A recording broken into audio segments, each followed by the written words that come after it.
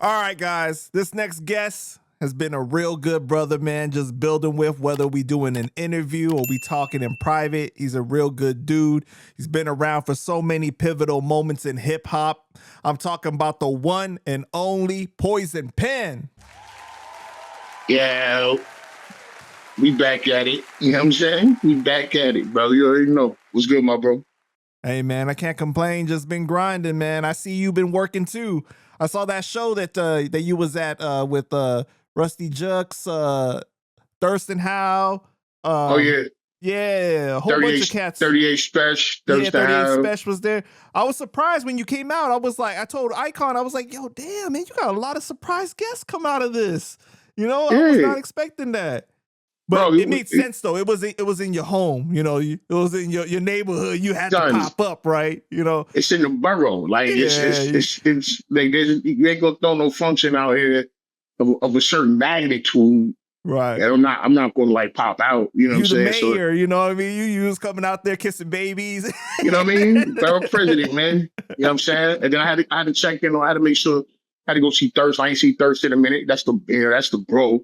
Right. And then plus I was I did a song I performed with my girl Queen Heroin and all that. We got a song called Arrogant.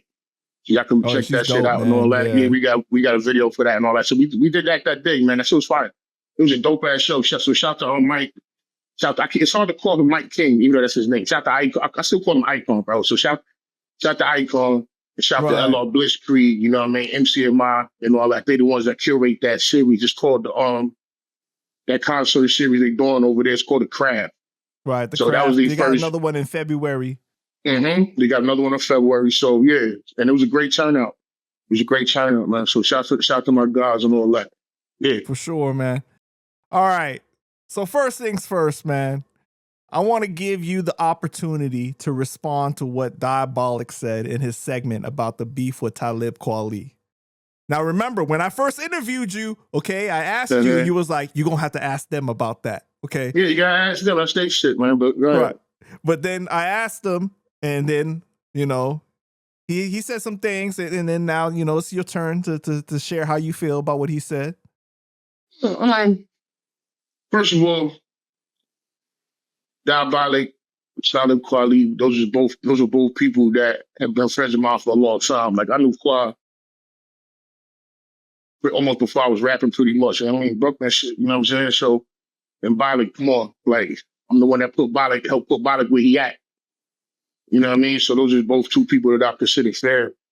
So I don't want none of y'all to get it misconstrued. I'm gonna speak on it real quick just because it was brought out there. You know what I'm saying? Like, not because I really want to go there, because I'm not gonna get all crazy with it. But yeah, Diabolic and Kweli had the issue and all that. He explained a lot of that shit. Almost, you know, pretty much what Bollick. You see what Bollick do. Bollick speaks his mind. That's straight up what my God does. You know what I'm saying? He speaks his mind. He's abrasive. He's a fucking jerk. but it's my brother. You know, all in all, it's still my means. I was just out on Long Island with him a few weeks ago. Yeah, you guys had a show together with Tech. Yeah. But shit, man, this whole past month, change been crazy. Wild shows all over the place. But yeah, so anyway, yeah. So most, you know, everybody got their perspective on what it was. You got to keep in mind my whole stake in this situation with them. I didn't initiate it. I didn't start it. My whole stake was somebody that was like, damn, two people I fucks with got a situation, regardless of who said what and how it started and how it jumped off. That ain't got nothing to do with me. So my perspective was, oh shit, my man's is going back and forth for my other man's. I don't like that. So as somebody that I consider both of y'all my peoples, I'm gonna pull up on both of y'all and tell y'all to chill the fuck out and we'll handle it how we handle it off the internet. Because you know me, well, you know me now. You see, I do the interviews for information because people want to know things. So I do the interviews for that. I don't do the interviews for the sake of talking shit and I like see me when you see me, nigga. Like that's how I feel. Like, so I don't do interviews for the sake of bringing people down and I do the interviews because you ask a question, I'll give you an answer. Not for no other reason. Historical context type of stuff. Yeah. You know what I mean? But they had their issue. while I was talking online on his own platform, Bollock felt the need to interject. And then that shit jumped off, right? So anyway, most of that shit that he said, I mean, from his perspective, it didn't sound too crazy. The only thing that I was like, yo, bro, the only thing that made me like, yo, you got to choose your words differently, bro. Because it was like, me and Bollock, we pretty much the same age. But I've been in the game a little longer. You feel me? And you got to look at it like this. And I also live in New York City. I live in Brooklyn. He was in Long Island, which is New York, but he ain't here every day all day in the midst of this. You know what I mean? So from the day that I met my brother Bollock, it was always our relationship. We have a very interesting relationship. That's my brother. First, was still my brother. Love him. You know what I'm saying? But a lot of the time it was like me, I was looking out for him a lot. Not in a bad way. Like, you know what I'm saying? He pulled up on me in wetlands, spoke to me. I felt that he had the potential. I put him on. You know what I'm saying? So a lot of his early upbringing in the game was me looking out for him. But as you see in the interviews, he's a fucking jerk. You know what I'm saying? And he's refined now. So imagine how much of a jerk he was 20 years ago. You know what I'm saying? So me, you see me, I'm an even killed guy. You feel me? For the most part. It takes a lot to get me out of character. So half the time we was together with the dynamic was I balancing the madness. You know what I'm saying?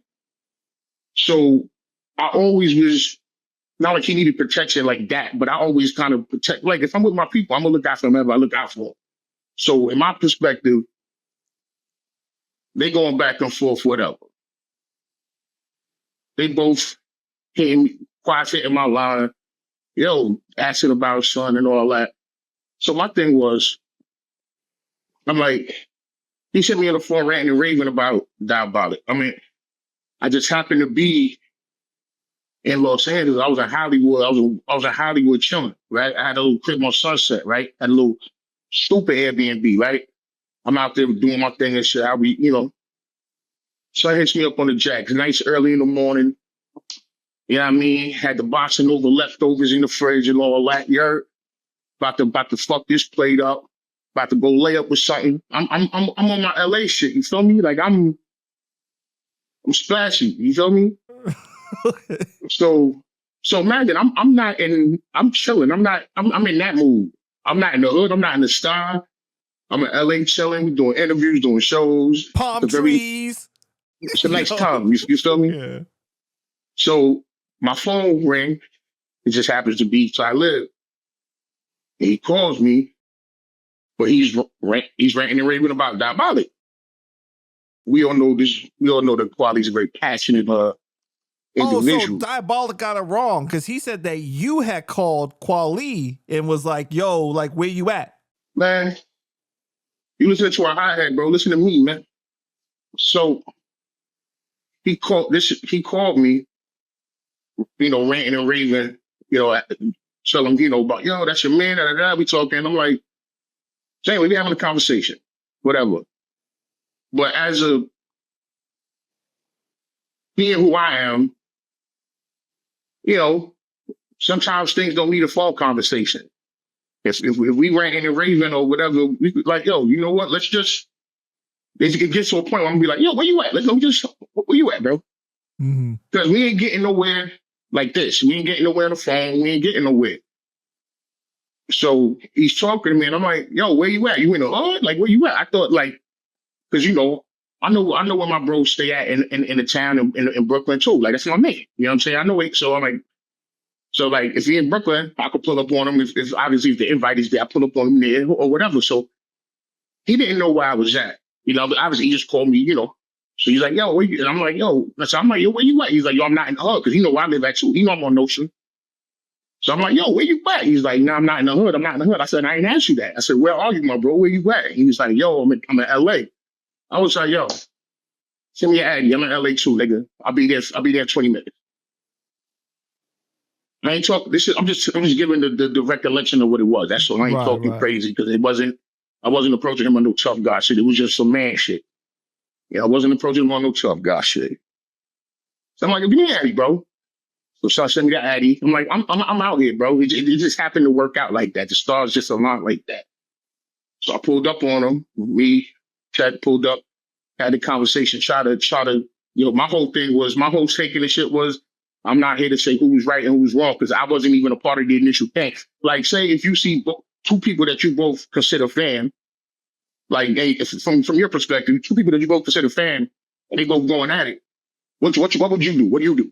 Try to de-escalate. That was my whole thing, and both of them know that for facts. That was my whole. I wasn't taking no sides, nothing. I ain't taking no sides with none of them. I ain't take Kweli's side. I ain't take Bolic's side. I did not. They both know that too. This gonna be the only time I ever speak on it. So I'm never gonna speak on this again. You know what I'm saying? So yeah, so he give me the Addy. We pull up. We have a conversation like fucking adults. You know what I'm saying?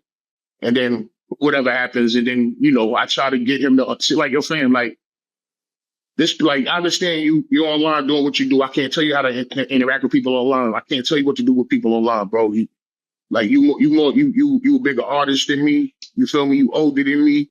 Like I can't tell you what to do, but I can tell you, I can give you my opinion if you respect me like that. You know what I'm saying? That's all. So we just had a conversation, and when we left, it was supposed to be everything was everything, but of course we leave. Bob is online talking crazy. But this is but the issue is this. But this is. I'm just so you gotta keep in mind. This whole thing was a spontaneous thing. It wasn't a plan. So when I'm like, yo, we going to this motherfucking crib, this is where I fucked up. But at the same time, I'm just being a friend. I didn't call him like, yo, fam, I'm pulling up. You know what I mean? I didn't even have a conversation with Budden. I just took it upon myself because that's my man. You know what I mean? So I'm like, where you at? Oh, word, I'm over here. Let's go. Like, I'm gonna pull up. Like, and we're gonna have this conversation. So my only thing, this motherfucker was like, Budden said that made him look weak. I'm like, bro, you were in Long Island, New York, right? Somebody from two Brooklyn motherfuckers called each other, just happened to meet up at LA, and I pull up on this motherfucker at his house in LA to inform him that you my fan and we should subside shit. How the fuck that make you look weak? Yeah. I'm just saying. Am I bugging? He thinks that Kweli's gonna think that he sent for that like he needed somebody else to handle his business.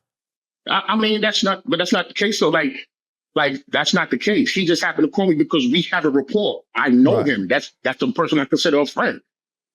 You know what I mean? Like if my man's like, yo, I'm gonna pull up, whatever, like, and ain't nothing sweet. So like, I don't make like you ain't call us for help, motherfucker. I volunteered my help. But that's a lesson that you learn as a man. I will not volunteer my help in that fashion no more because it got me not talking to two people that I both consider friends for years. Like I was trying to resolve shit and end up on bad timing with two people that I thought was I still consider my friends. And I'm like, bro, how'd I lose out? I ain't been in none yet. But I can't fuck with y'all if y'all on. You know what I'm saying? So anyway, that's all it was. You know what I mean? So I pulled up. I told him, we had the conversation, and that's only my issue with it. Like, you make you look weak. I'm like, yo, bro, you want crack? How the fuck that make you look weak? So I'm like, I pulled up to that man's fucking house and had a conversation about you. How that make you look weak? That's the most backwards thinking I've ever thought. I've ever heard. But that's the only thing. I was just like, yo, bro, you bugging out, son. You bugging out. But yeah, I don't even remember how the shit resolved, bro, because I really separated myself from that. It just disappointed me because, like, I really got a lot of love for both of them. Like, I got a lot of love for both of them. So it's just like, bro, like, how the fuck? I'm just trying to mediate shit, and I'm on the house. Like, that shit was just stupid to me. You feel me? Like, let me be on the house for some shit I did to one of y'all niggas. Let me be on the house for that. Not for me trying to smooth shit out. You feel me? Is it true that you told Kweli that Diabolic would be willing to fight him, and he said no? I told him that we could go to a gym. But Kweli, he don't do that. I'm not saying they don't know, he's a sucker. You don't want to do that. Okay. Definitely said that. Definitely told him. So think about that. That make you look soft too? Like, like I'm in this man's house telling him, you know what I'm saying? And like I said, it wasn't no Debo shit. Let me clear that. Let me make that clear. It wasn't no, I wasn't in here trying to, furniture, but it was man, we was having a main conversation. You know what I mean? So I'm sitting there in this man's house, speaking, you letting him know that if y'all want to do that, y'all can do that. Not on no English, just on some, like, if I want to resolve like that, we could do that. We can go to the gym. You bring a few guys, make sure ain't nothing. It is what it is. And Quad know, first of all, that's Quad's my man. And we got ties, and his man is my man. So it's never gonna go crazy. It's never gonna go crazy.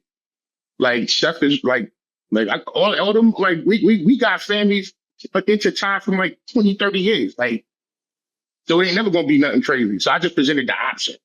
That's all. I presented the option. He didn't want to take that option. That's all. I mean, that situation was really unfortunate because I feel like it caused issues between you guys, and then it caused issues between Tech and Diabolic too. And it was just like, it was kind of a big mess. Yeah, I mean, it was just, yeah. Yeah, it made a lot of just messy shit, man. And it sucked because, traveling, touring with Choir, we had a lot of fun, man. We could have wrote a book on the shit that we had a lot of fun on tour, man. And we had a great dynamic on tour with both of us, our camps together. You know what I'm saying? So, but if somebody that I'm fucking with is over here, and I got an issue, then obviously you don't want to link up and go on the road with us if there's some bad bloodline going. So, that shit kind of, it makes it a little wonky. You know what I'm saying? But life is life. Do you think that anybody went too far in that situation? Like, did Bollock go too far? Did Kweli go too far? Like, I didn't want. I was good on all of that. I checked out of it. My whole goal was to try to get them to resolve shit. After that, after they both responded how they responded, I'm like, all right, I'm over here. So you got to ask, like, this. I didn't even want to speak on this. I just spoke on it because, conversation. You know what I mean? Right, because of the interview. I don't. You know what I mean? So I wasn't cool with none of that shit. But I'm not the one saying nothing. I'm neither of the parties that's throwing the jab. So I mean, it really, you know what I mean? That whole shit was whack to me. You know what I'm saying?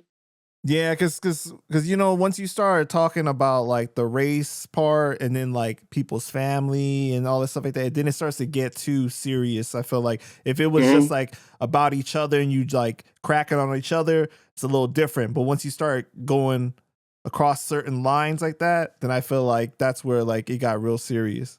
Yeah, I mean, and I'm pretty sure. Yeah, I mean, like I said, I checked out. So. And there was a lot. They was going back and forth for like a decade. No, I'm exaggerating, but they was going back and forth for a long time. I checked out. Look at my social media activity. I don't engage. You engage in the service. You might as well put on the clown nose. You know what I'm saying? Mm-hmm. I don't really engage like that. All right. Well, but Diabolic also wanted me to ask you why you guys. I know you're gonna say something stupid. He's gonna say something stupid. I know you're gonna say something stupid. He wanted me to say something fucking stupid. Go ahead. Why you guys used old toasters to film the battles at Wetlands and Lions Den that he was a part of? He's gonna say something stupid. You know what's funny? Malik, fuck you, by the way. So this is really my brother. That's why I don't sound kind of like you ask me a question, I'm gonna answer it. Malik is my brother. I'm gonna speak on whatever. Like, there's never no disrespect. I love Malik to the depth. That's funny though. To be fair, first of all, that era, we was the home audience wasn't really a thing at the time. We was really filming shit more for prosperity. But it was really like, this is just for the people that's there. This is early 2000s. This is not, the whole world wasn't the internet yet, even though, you know what I'm saying? Right. So like, we wasn't thinking about we're going to broadcast this on the internet, on websites and shit like that, whatever. So it really wasn't a thing. But I actually well, if I had it, Mahogany Brown, we actually have the official, I can't remember the format that we filmed it on, but we have the official tapes with the real quality, with the real official quality. We have the tapes, well, Mahogany Brown, I keep saying we, Mahogany Brown has the tapes. So we actually, if we could get them transferred and all of that, we actually do have a good, some of the battles, not all of them. We do have some of the battles in good quality. Oh, dope. But yeah, the shit online definitely looks like I filmed it with a fucking 2-way pager and shit. Yeah, because you know what? It's not always just about how you filmed it, but during the transfer phase too. Like sometimes how you transfer it looks fucked up. Yeah. And when you're dealing with, certain qualities, like I remember when I used to use the high 8 when I was the quality, we used to use the high 8, the little high 8 tapes and shit like that. But I don't remember the format that we had utilized for the battles. It was definitely state of the art for 20 whatever years ago. But I have to holler at her. But we do have the battles in good condition. They're buried somewhere in the Smithsonian with all the other shit, but we do have them. Some of them. Yo, so what was your reaction when you first met Diabolic for the first time and he said, yo, put me in this battle, I'll beat everybody? Did you really laugh like he said that you did? Man, roll the clip. So I went up to the door, Pen's there, and I'm like, yo, put me in this battle, I'll win. And he's like, he like smirks. He's like, yeah, all right. It's like he's never heard that before. I'm like, nah, for real, put me in. I'll murder everybody here. And fucking, he's like, what's your name? I'm like, Diabolic. And I didn't know, but he had heard my name from somebody. So I knew Lou Cypher and Manifest. I knew from Long Island, from DJ Crossfader's studio.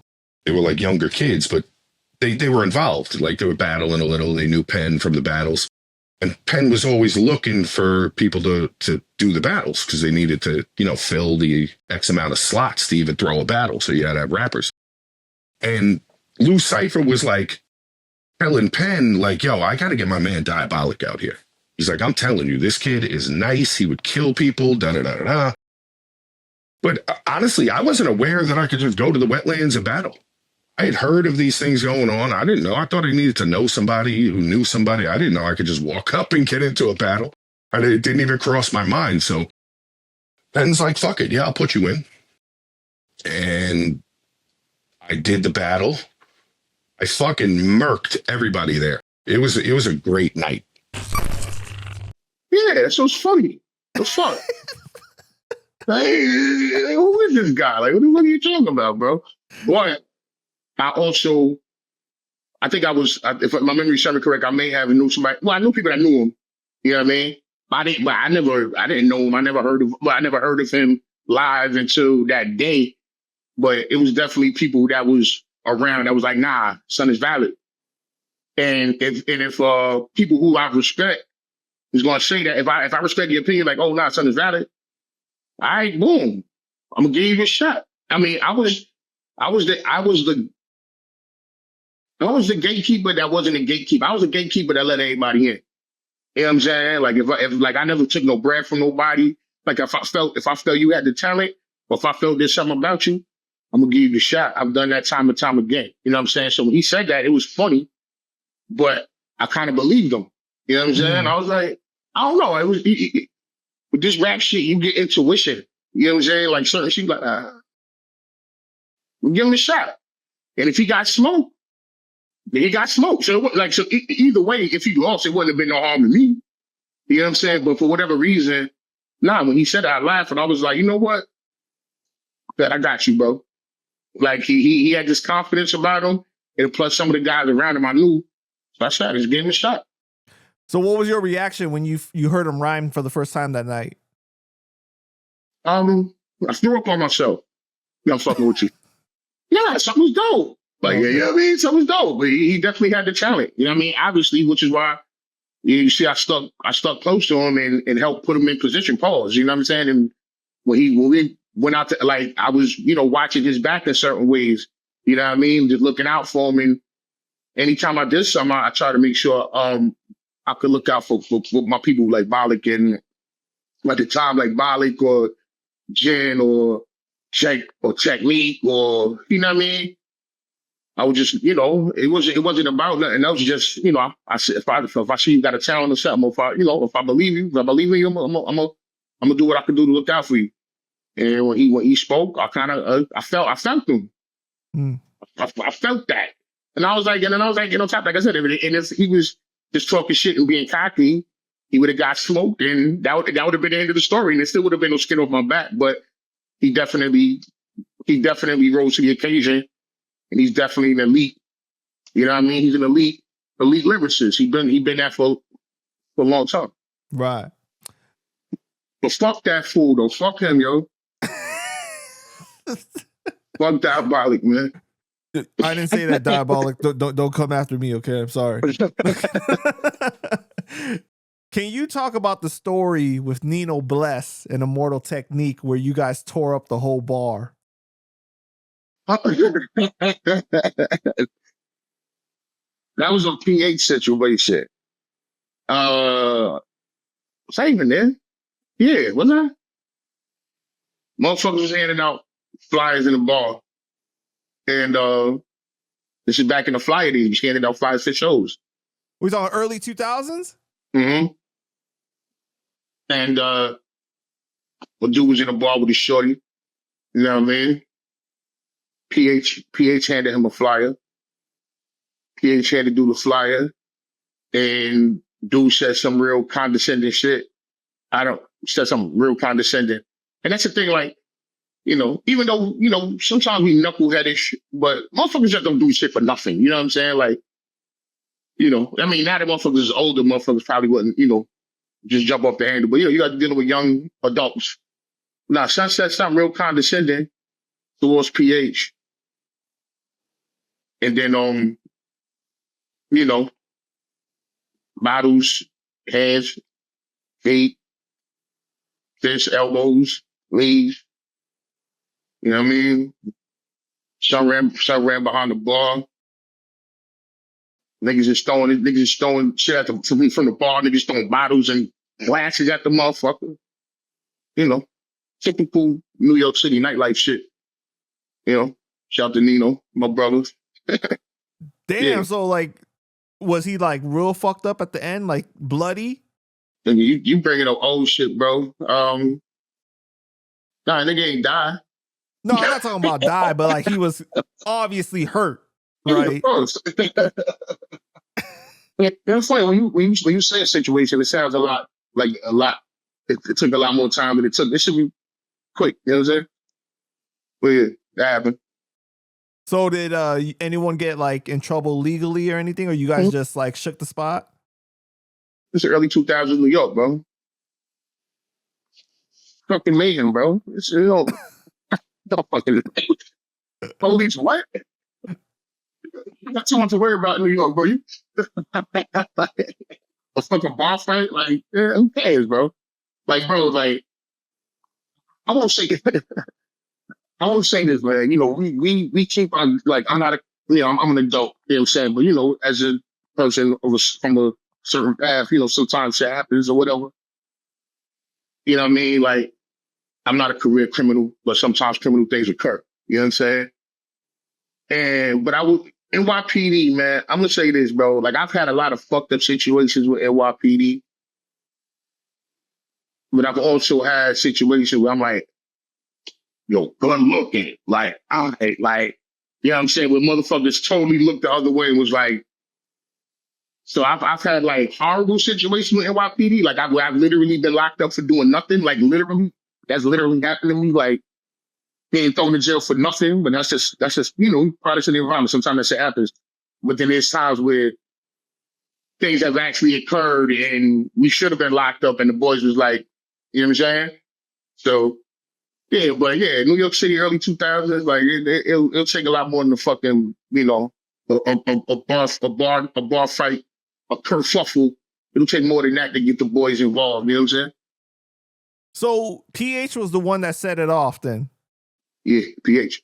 Okay, and then everyone else just joined in, like, to like defend him, to help him, basically? Yeah, they had to defend. PH got busy. It wasn't defending him. You gotta how we move, like how we move is if my man's is on it, I'm on it. There's no questions asked. Right. So not like he needed assistance, but it's like if my man's is active, I'm active. So that's just how the mentality go. You know what I'm saying? Like if I see my man's active, I'm active. Then we'll ask questions later. But that's why I choose who I roll with wisely, because I don't want to be with somebody that you go fly off the handle. I can't even co-sign what they're doing, and that shit can get me in some shit down the line. You know what I mean? So you got to choose who you run with, because you know if you're on that type of thought process, you know you got to make sure the people with you ain't gonna do something stupid to get you jammed up for no reason. You know? You got to be able to trust their judgment. Like, Yep. was this worth it, basically? Or was this like something serious enough? Right, I got you. Hell so, yeah. shout out to Nino Bless, man. Good brother, for sure. My man Nino, foul play, man. We fucked the mixtape game. We fucked the mixtape game up back in the day, bro. That foul play shit, man. You know what I mean? Shout out to Nino. He did a lot of work, man. You know what I'm saying? That's my guy. We got a lot of history. Me and Nino got a lot of history. You know what I mean? Yeah, he told me that you said some good stuff about me, man. So, you know, I appreciate that. Yeah, I told me he was all right. You know what I'm saying? You know, we ain't go grab a drink and nothing yet, but you know, I told you think you seem to be okay. You know, He's like, yeah, he's cool. I'm a curmudgeonly person nowadays, so I'm grumpy, bro. So you know, you all right, man. You good? All right, can you talk about the battle between Immortal Technique and Iron Solomon? I wasn't there. You weren't there? Mhm. Oh, come on, man. I wasn't. All right. But it's online, so I already had that to say. I know. I wasn't in. No, but it happened at EO Dub. It happened at the end of the week. Shout to both of my guys. But huh? That's your shit, though, isn't it? Yeah, but I wasn't there every day, though. I wasn't there every day. No days off, okay? Sometimes I got shows elsewhere. Sometimes somewhere else. But yeah, no, it happened at EO Dub. It happened at an MC Challenge. There's a competition called the MC Challenge. It's not a battle. It's kind of like a skill assessment competition. That sounds weird, but it's like they give 5 MCs and there's different categories. So it's not me and you talking shit to each other. It's the first round is written. So whatever, like if you got a 16 or whatever beat you like, you want to rhyme over, keep it thorough or some shit. Whatever you want to rhyme over. First round, whatever. Second round, acapella. So you got to express yourself without the beat. Third round was like a grab bag. So it shows you freestyle shit. So it's like there's a bunch of different things you got to you know grab things and incorporate them into your rhymes and stuff like that. Then the fourth round is like a beat juggle, where the DJ throws on a multitude of beats of any genre, and you gotta rock the beat. You gotta be able to flow with the beat. You know what I'm saying? You gotta just show that you can ride over any tempo or whatever have you. And then the last round is like the cipher, where you passing the shit back and forth, passing the mic back and forth, going back and forth with the bars, some 4 bars each. So like after that, then they, whoever wins and all that. And so they've been doing it. It's been going down for years. But yeah, but wasn't their situation a little different? Because then they turned it into a battle, though. No, EO Dub. That's a very strong misconception that I'm glad I'm here to dispel. No, I'm talking about for Tech and Solomon, though, their situation specifically. Right. Though. This is what happened. But I'm talking about I wasn't there. Okay. But I know a little bit about it though. I was not there. Right. But what happened was, if my memory serves me correct, after there was a judgment made, and I think they gave it to Solomon. I believe that's what happened. And then Tech was like, right. And Tech was like, fuck that. And then they battled. Right. But it was never set up to be a battle. It was never set up to be a battle. But it just kind of spontaneously happened. But I went in. Shout out to both of them. Shout out to my bro Iron. You know what I'm saying? Shout out to Tech, of course. You know what I'm saying? They're both your brothers. Yeah, that's what I'm got, man.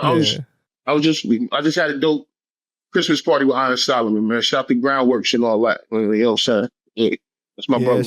Shout out to Iron Solomon, man. Him and I, we did a little talking, and we're gonna do an interview eventually. You know what I'm saying? Yeah, that'll be dope. I know he's real busy though, so yeah. All right, what were you there when Tech battled Sage Francis? Man, roll the clip. Oh man, no, I remember also battling Immortal Technique there. Oh, you got to talk about that. Come on. Yeah, that's on YouTube. Right. So it was a 3-person battle, me, Immortal Technique, and some other guy. And we all had to battle each other. And at that time, Immortal Technique would do some like anti-gay announcements or like stand up against, I don't know what the heck it was, like revolutionary anti-gay. So he'd be like, for all my revolutionaries, or maybe it was just like he was for the revolutionaries, but he also was extremely homophobic, which was common at the time in New York and in the rap battle scene particularly. But so when it was my turn, I started it off by like, I just want to give a shout out to all my gay revolutionaries out there. Keep it bisexual or whatever I say. I just was like, fuck this shit. I was like, fuck all this language. And, you know, I wanted to make a joke of how he was talking, which worked. And I did win that round of the battle. And I probably didn't say anything all that great in the battle, but I did win it. Was he mad? He's always had a grimace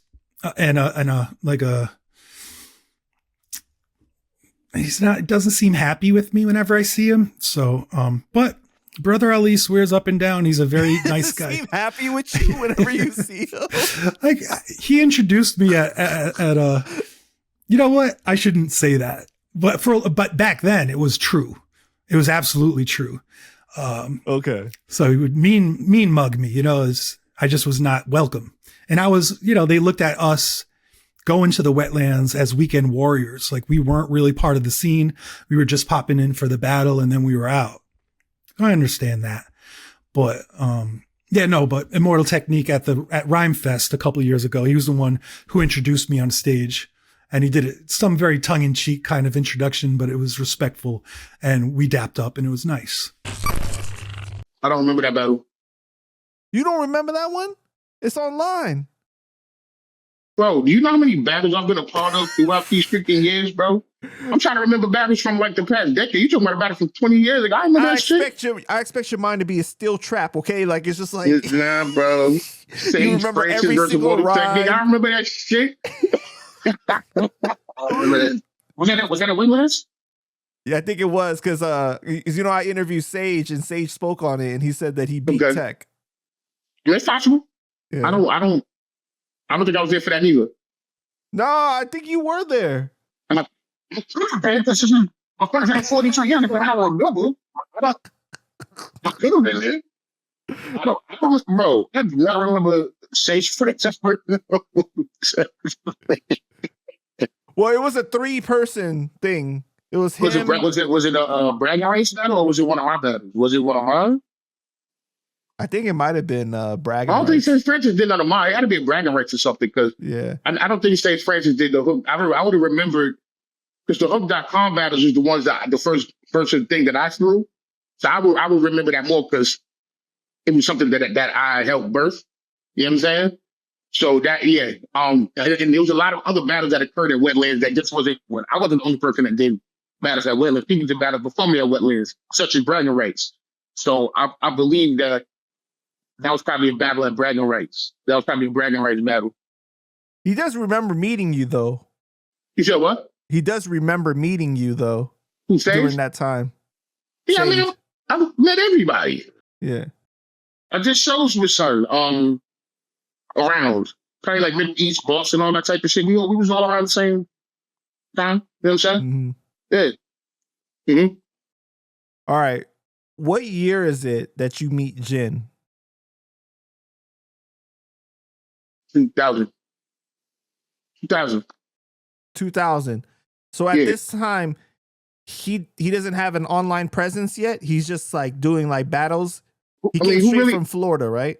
who really had an online presence in 2000? You still have to be in the street, bro. Like, you know, I met Jen through Dead Prez, through People's Army. My man, because they was all from Florida and shit, right? So when Dead, you know the group Dead Prez, I'm sure that you know who Dead Prez is, right? Right. You're a hip hop journalist, right? So Dead Prez, they from Florida, but when they came to New York, they was in my hood. They was in the Style, they was in Crown Heights, all that shit. So when they came to New York, they was in my hood doing all the community work and everything. They was from there. So like I didn't thought they was from Brooklyn type shit when I first had met them. And so they had a whole team of people. I still fuck with a lot of them too, you know what I'm saying? Shout out to Umi and all that. So we used to all roll like back when Strong was doing a lot of early shows and shit. We did a lot of the shows with Dead Prez. Like those was our guys. And they had my man Tahir. I always fuck up the name. Is it either Tahir or Tamir? It's Tahir. Tahir. They had a guy named Tahir that ran with Dead Prez. And he was always he used to stay not too far from me in the hood. He used to stay in Crown Heights. So we used to go kick it and all that. He was just like, yo, my little man's is in Florida. I need you to look out for him when he come up. You know what I'm saying? I got this dude, his name Jed, Chinese kid, he's fire, whatever. When he come up here, I need you to look out for him. I need you to give him a plate. I need you to make sure he's good. I'm like, hey. You know what I'm saying? Like I said, if people I respected gave me the word, that's pretty much what that's the cosign. Like you telling me, think about it, you run with Dead Prez, we know what talent is, you know what I'm saying? So if you telling me my little man's is fire, I'm gonna take your word that your little man's is fire, you know what I'm saying? So he I think I gave him my number to give him or something like he gave me his number. Either he gave me his number, I gave him my number, whatever. We got the numbers. And then one day we just got on the phone and shit, we just talking and shit, yo, what up, son? I am. You know, and just gave me a little backstory because at the time I didn't know him. I'm getting linked to him from my man, you know what I'm saying? So we get on the phone, we just talking, yo, what's good, bro? Tell me what he trying to do. You know what I mean? Just with little rhymes and shit, you know what I mean? He just like, yo, I'm trying to come up, I'm not trying to be out here in Florida. I'm like, all right, bet. He come up, I got a plate, you know what I'm saying? So he came up and fell right in step. I did an event at Wetlands, and it was MC Light was hosting with me. MC Light did shout to the legendary MC Light, Brooklyn, New York City, the 90s and all that.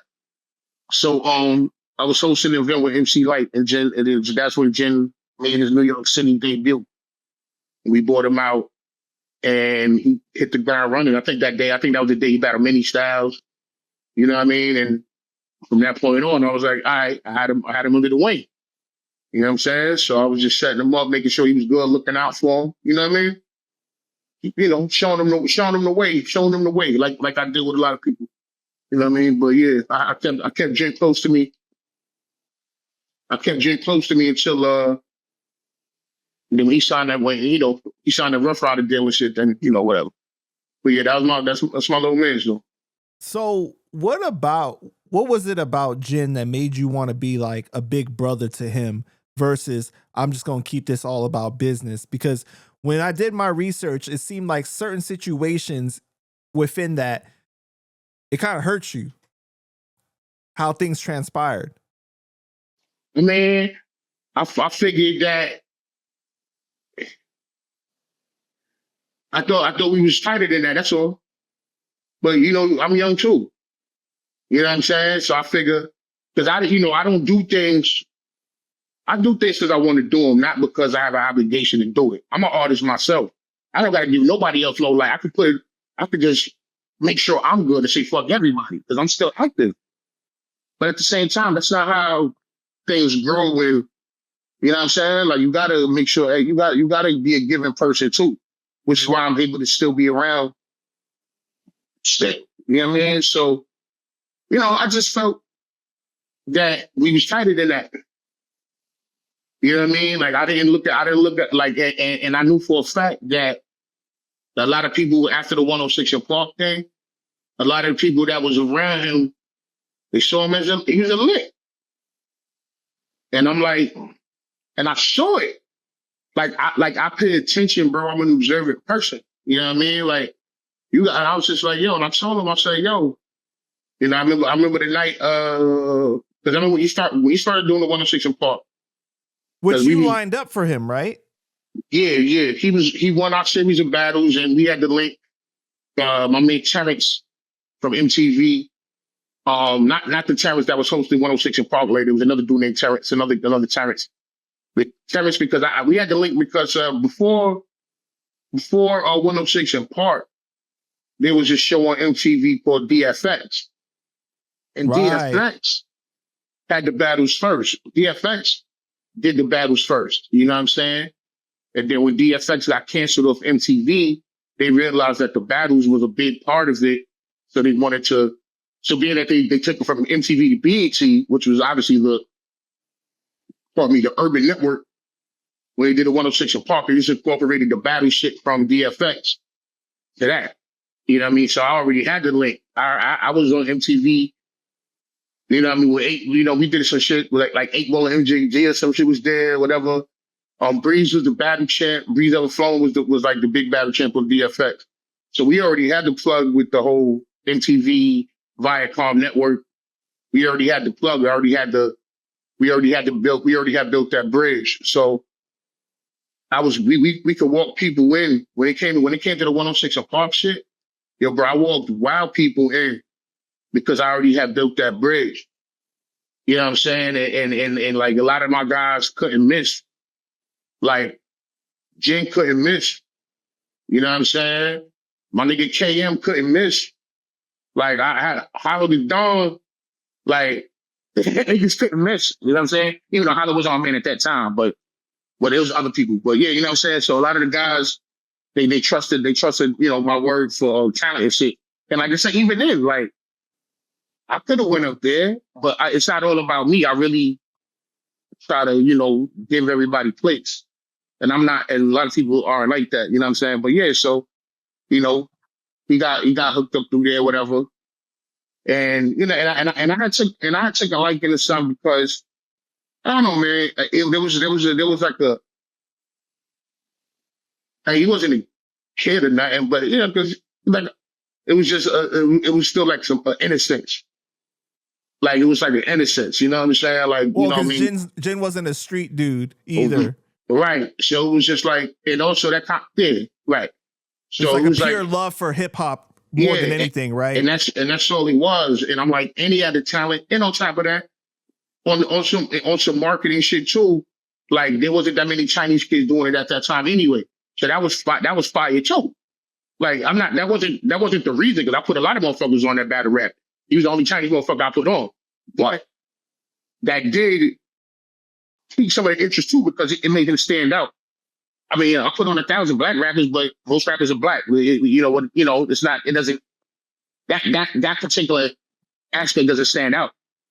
You know what I mean? But being a Chinese kid, on top of being fire as fuck on the freestyle, the rebuttals, mad clever, he kind of got a clean cut look. Like he was a star. I seen that shit. I saw it.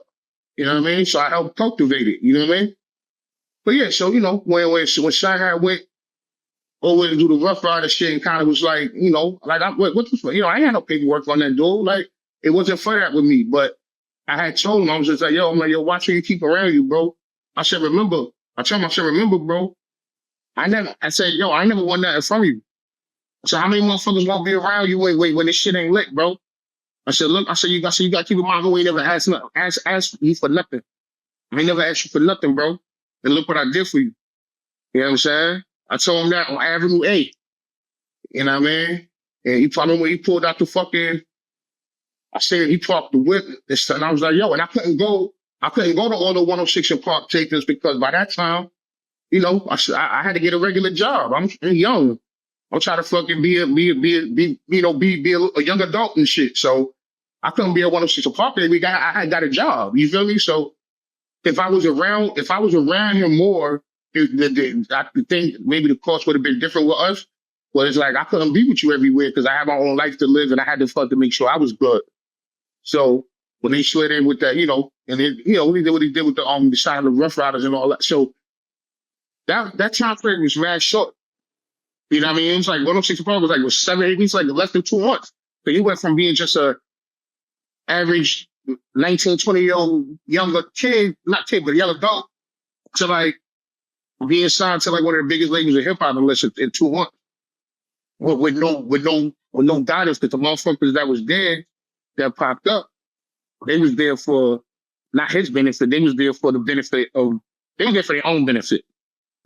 When you're talking about the people that popped up, are you talking about like the other Asian rappers like LS and other dudes like that? No. Who are you talking about? No, not at all.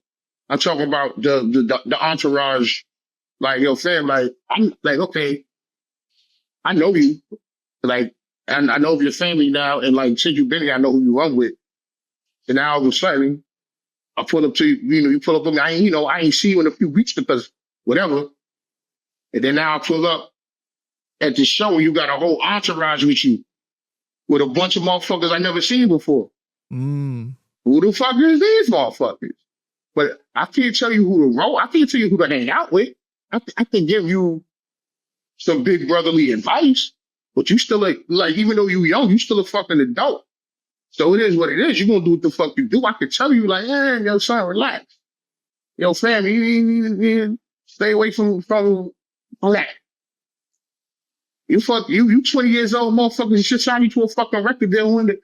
You label mates with DMX and the Lots now. What the fuck are underground rappers on land speed gonna tell you? You feel me? So, I try to give me advice and all that, and he didn't take it. And then, whatever. I mean, what else is to say? Help us remember how big the hype was at that time when he was winning 106 in Park each of those weeks, like when it was building up. Oh, man. Yeah, son Jin had a generational battle run, bro. Because it wasn't even just 106, but 106 was the shit that made the mainstream people love him, and he was able to flip that to the Rough Riders deal. But he took the world by storm, bro. It was like, because a lot of people have never seen that before. You know what I mean? Yeah. So like everybody loved him. Everybody loved him. You know what I'm saying? And it was kind of like a breath of fresh air at the time because, we weren't used to that. Even though we got a huge Asian population in New York. We have a fucking huge Asian population, but there weren't that many people. A lot of them don't interact with us per se in our circles. So to have an Asian dude on our, interacting with us and shit, that just bridges the gap more. Well, I think people are used to like Asians that have immigrated to the country versus American-born Chinese being, you know what I'm saying? And then like growing up within the culture, right? As opposed, and like, so like Jin's like age, that was like almost like the first or second, generation of that. Right. Mm-hmm. Yeah, that makes sense. But it was, man, but it was just, it happened so fast, bro. Like, it was just like 1 minute we outside fat beats and, back like rhyming in ciphers in the street. And then, oh shit, 106 in Park. Oh shit, major record deal. Oh shit. Like it was a whirlwind, bro. You think about it, it happened wild fast, bro. It happened wild fast. So I don't fault him, bro. I still got love for Son, but it's just I ain't gonna act like I was just like damn, bro, because I really had love for Son. So when Son when Son went his way, it was just like okay, you gonna see. But you get. If you're a grown man, you gotta let grown men do what grown men do. Mm-hmm. You can't really, you know what I'm saying? Like, that's all. You can't put your heart. I mean, I put my heart into everything, which might not be good. Because I'm like, if I fucks with you, I fucks with you. I'm thinking, me. But a lot of times the relationships don't be equal. Like, just because I fuck with you like that, that don't mean you fuck with me like that. They always say you'll be disappointed if you expect for people to do what you'll do for them, basically. Yeah. So I mean, I didn't take it to heart. I just like, damn, because I really had love for my man. It's like I really like he came. I embraced him wholeheartedly. And I just still, if he hit me up, we still chopping if whatever. I don't talk to him that often, but I still got love for him.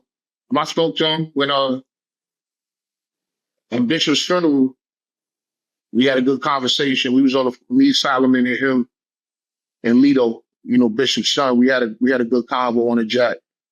You know what I'm saying? So I mean, son made it. Son turned himself into a celebrity, man. I'm glad. I'm happy for him. What did you think about The Rest Is History, the album, and Learn Chinese and all that stuff like that? Did you think that was a misstep for him as far as how they marketed him, like the decisions they decided to make? I mean, it's a learning experience. I can't call it, man. Like, I mean, obviously this shit didn't like blow up. So I mean, I mean, we coulda, woulda, shoulda, everything. You know what I'm saying? I don't. We could, coulda, woulda, shoulda, everything, bro. I mean, that wasn't. I personally think that I think they wanted to strike while the iron was hot. You know what I mean? Like, he's hot right now. Everybody's talking about him. He's on BET every day. So it's like, let's rush this album, get this out here. You know what I mean? Maybe they could have took a little more time.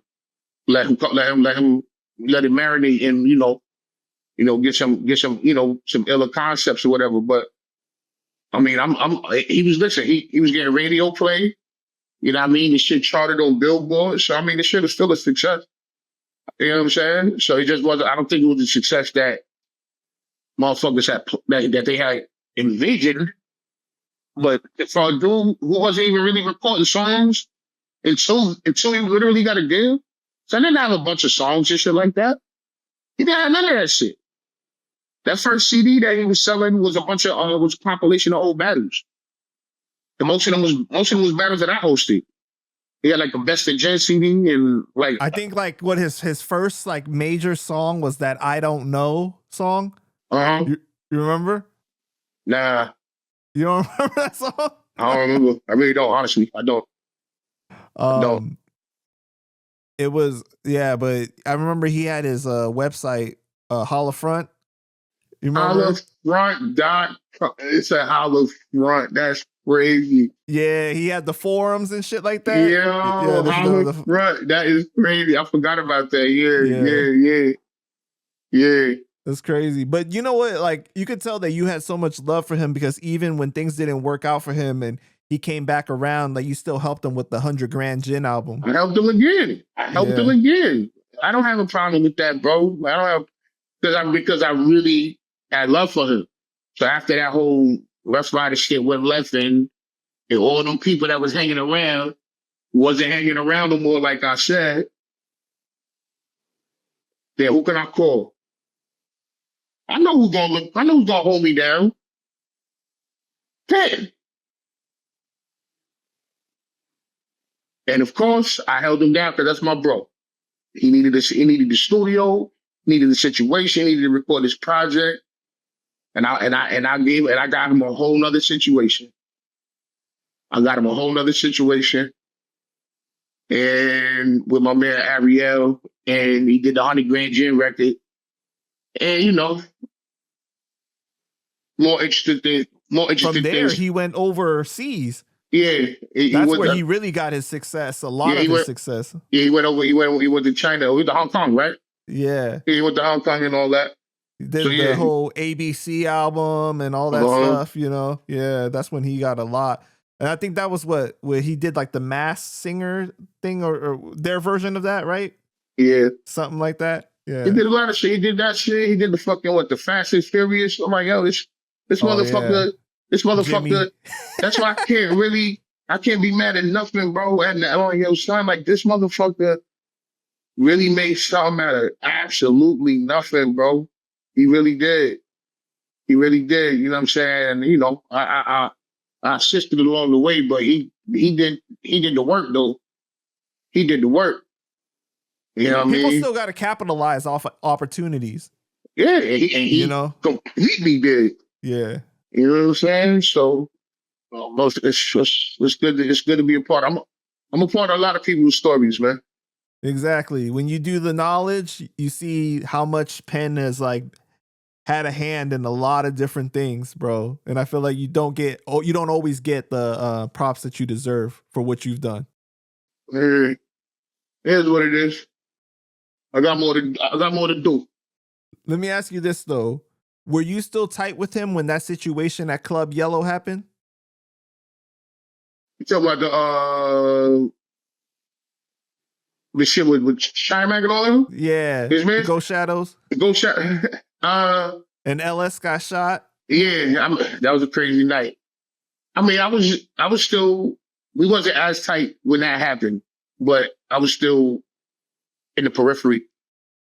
Right. Yeah. I just remember during that time period, man, it was crazy because like, you know, the internet obviously wasn't what it is today. Because if it happened today, like the coverage would be so much on a different level, right? You know, but back then it was like just like a small article, and you were just like, oh shit, like this dude out of everybody got involved in a shootout, like, you know, like he's not even in that kind of stuff, you know. So but like I said, man, you know, so people need guidance, man. Right. Know what I mean? But yeah, I wasn't in for that. But yeah, that was a wild situation. Shout to China Mac too. That's my guy too. Yeah, I know China Mac. I know 2 fucking people, man. That's why I be trying to get motherfuckers to yo chill, Sean. Like, yo, relax. Because I got love for both. You know what I mean? I be knowing too many. That's why I don't need no more friends, bro. I know too many people already, bro. Like, cause like I'm not trying to mediate nothing. Unless it's like the death, this shit, I ain't mediating nothing no more, bro. Unless I know this is really going to stop motherfuckers from dying and shit. Like, y'all do what y'all do, man. But how big was it when you saw them do that sit-down interview together? That was pretty dope. Man, that was major, especially after what went down, after China Mac did and all that. Like, and China Mac changed a lot too, bro. Yeah. You know what I mean? He changed a lot too. Now that was definitely something that was necessary. Well, I think for both of them. When they had sat down, that was big. That was big. Sure. Yeah. And China Mac, that's a wild boy. That's my guy, bro. We and China Mac go way back. Oh, you knew him before the bid? China Mac, my guy. Oh, right, because he's from Brooklyn too. He's from Manhattan. He's from Chinatown. But not far. But he lived in Brooklyn for a period of time too, though, right? Mm-hmm. Yeah, I think so. Well, I know China Mac. That's crazy, man. China Mac, when he later on after he came home, he was doing a lot of work with my own. Yeah, he did a lot of work with my team, with my team Army bros. He did a lot of work with my bro Moneybags, a lot. You know what I'm saying? Like, you know, him and Technique is cool. You know what I mean? Like, so we like when you deal with certain communities, bro, especially if you outside, like. Everybody know everybody, man. I ain't gonna say everybody know everybody, but if you really out here, you really doing what you do. If somebody don't know you, then I know you capping, bro. Like you capping, like because we all interact, or we at least have some knowledge of each other. Or that 6 degrees of separation is real. Yeah. Hell yeah, especially in this world, bro. Especially in this New York City shit, bro. If you in certain circles, bro, it's like that, man. You know, what I mean, everybody, it be motherfuckers that hate each other that know each other, like and be, you know what I'm saying? Yeah. You got any untold stories about one of the battles with Jin or anything like that, or something during that time period? Untold story? No, man. We should just that was little bro, man. You know what I'm saying? Like. We should just show him the ropes, and it was just fun, just helping us show him the ropes. And it wasn't just me.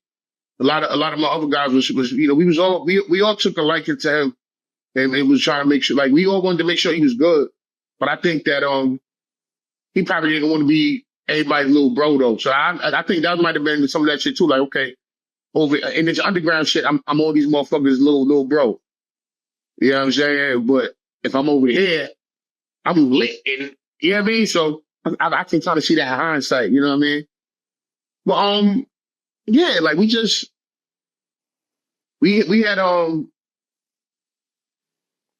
we was helping on, we was just trying to get the music shit straight, man. So it was just a lot of, just trying to get motherfuckers to format the music, and you know what I mean? We was all learning together, man. We was a little bit older than him, but we was all learning together, but we was a few steps ahead of him. So we just all showing him the ropes. Like I would give him studio time for free. Like, yo, come uptown, come to my man Stealth, go to my man Stealth Index crib. We gonna work with some shit. Like you need to get some music going, because that's the thing. We was trying to gear him, like, yo, fam, like all this battle shit is dope. All this battle shit is fire. But let's get this music going. You can't sell battles. Like this is not the era like how it is now. And you know what I mean? Like the battle shit had such a ceiling. So it's like we was gearing him towards, getting his music done. And then he went and, started dealing and started doing it. So, it was we helped guide him on the path, you know what I mean? But yeah, it was just shit like that, man. We just in the studio cooking and shit. It was just fun shit, man. Like I don't have no crazy story. No crazy stories like that, man. But I do got a lot of love for bro. I mean, one time I got hurt and I was laid up in the hospital for a few days and shit. I was laid up in the hospital for a few days. And someone pulled up and visited me in the hospital. And that shit meant a lot. That shit meant a lot. A lot of people don't like, first of all, a lot of people don't, niggas ain't know. I mean, this is back then. So it was like, but yeah, so if people come visit you in the hospital, that means a lot. You know what I'm saying? Like people visiting you in the hospital when you at your worst, you don't even want to see people when you fucked up laid up in the hospital. And I was fucked up and laid up in the hospital when Jin came to visit me. And that meant a lot. And I'll never forget that shit. So yeah, man, that's my guy. That's my guy. That's real shit. So this is a perfect transition. So not too long ago, Mickey Fax tweeted, Eminem was not, I repeat, not a battle rapper. He was an underground artist who participated in rap competitions. Battle rappers take weeks and months to prepare for their opponent. Battle rappers were birthed at Mook versus Lux. MCs before that freestyled or wanted music careers. Now, you said in the past, battlers in the 90s were doing it to build a career, whereas people in the 2000s battling changed and it became a career. Right. Do you understand what Mickey was trying to say? I understand what he was saying. That don't mean I agree with it all the way. It's funny you say that, because I'm like, yo, he's going to swear that I told you to ask this question. Because, I actually, the last time I saw him in person, I'm like, yo, fam, no, we got to talk, bro. The fuck your hand? I literally, I told him to sit at my man's funeral, but we was at a funeral, and I'm like, after we finished mourning and shit, I'm like, yo, what you mean? What you mean by that fucking post, bro? You bugging out? But he's gonna swear that this was playing. This is not playing. Nah, he had valid points within that. What he said was kind of right, but it's not right. Because, okay, Eminem obviously is not a battle rapper by the criteria that we utilize today. But you can't retroactively change the rules of something how it was back then, because it's not how it is today. That doesn't make sense. So to say he wasn't a battle rapper is utterly ridiculous when he got his notoriety from Scribble Jam, from Rap Olympics, from battling on the corner, as we spoke on last time. Like, he was all sorts of battle rapper. Fuck you mean? Is he battle rapper in the sense of how battles are structured today? No, because the battle format that exists today just did not exist at that time. But you can't say that. That's like saying Muhammad Ali ain't a fighter because he don't get down laws on no MMA shit. It's like, yo, bro, it took him to get to hits. Like, you feel me? Like, it's two different things. But to say that he wasn't a battle rapper is utterly ridiculous, because Eminem was an active battle rapper that was actively smoking shit. It's just that the format of battling was different, and the goals at the time were also different, because whereas now there is a battle rap industry where people can make a living battling, almost like professional sports almost, you know what I'm saying? So people can just battle and make a living. And I know that's what he was alluding to when he said that. But, you know, that just didn't exist at that time. You know what I'm saying? Like, okay, the battle format changed, but he was still a battle rapper with a lengthy history of battling. And there's more than one way to battle. You understand what I'm saying? So is he a battle rapper like Hollow the Dawn? No. But like people battle in ciphers, people battle on wax, people battle on stage. There's wild different ways to battle. You know what I'm saying? So he doesn't battle how people traditionally battle today. No. But that doesn't mean that he wasn't a battle rapper in his heyday, because he 100% was. Right. And what I'm saying though is that like more than most artists around the time period that he came out, you know, not a lot of those people have actual like documented battles on video and stuff like that. You know, like he came into the game with a lot more of that than most people did. Right. So I mean, yeah, it's right, because all the old school guys, like people talk about like all the motherfuckers in the 80s, like the LL Cool J's and all that. Like people was calling KRS-One a battle rapper, right? But for the time period that he was in, he was with all that Bridges Over stuff and all of that. Those is battle raps, bro. The Bridges Over, what's up with the South Bronx? Those is battle. Right. Those is battle bars. Those is battle rap. Those is battle rap. So you gonna say he wasn't battling? He was battling. Now it wasn't the head to head, you know, 3 rounds, 3 minutes. No, it was not that. But he was battling. Like, you know what I'm saying? Like he was a battle rapper too. You know what I'm saying? People just try to put these unfair labels on shit a lot of the time. You know what I'm saying? And two things can be true at the same time. You know what I mean? So, you know, whatever. For sure, man. But I saw a lot of people were going at him hardcore because of that. Because, you know, people get sensitive when it comes to certain things said about Marshall. You know what I mean? Listen, man, yo, people love that guy, man. Yeah, they love him for sure. And Marshall Mathers is the algorithm, bro. Anytime a motherfucker mention that guy, it's crazy. I think he invented the algorithm. Yeah. All right. Well, so not a lot of people know this about you, but you're actually related to Evelyn Champagne King, who was a famous singer. Sure. Yes and no. Yes and no. Okay. My uncle, my mother's brother, that's what an uncle is. My uncle was married to her sister. Oh, okay. So through marriage. My uncle and her sister were married. So when I was a kid, I would, you know, go hang out with the Champagne Kings and all of that stuff. You know what I'm saying? So yeah, I haven't seen her since I was a child. So yeah, because my uncle is not well, rest in peace to his ex-wife. She passed away. She passed away years ago. So but they broke up way before that anyway. But yeah, my uncle was married to her sister. So I used to when I was a kid, I used to spend time at the house and all of that. I had a lot of experiences growing up over there with at the Caribbean. How do you think that impacted you as a kid to see like musical greatness like that? At the time I was young. I didn't, you know, it was cool. We used to call her, and it's funny because I didn't realize as an adult, we used to call her Auntie Bubbles. You know what I'm saying? And I'm like, why do you call her Auntie Bubbles? Champagne, Bubbles. As a kid, I didn't correlate it. We call her Auntie Bubbles or Auntie Champagne and shit. So you know what I'm saying?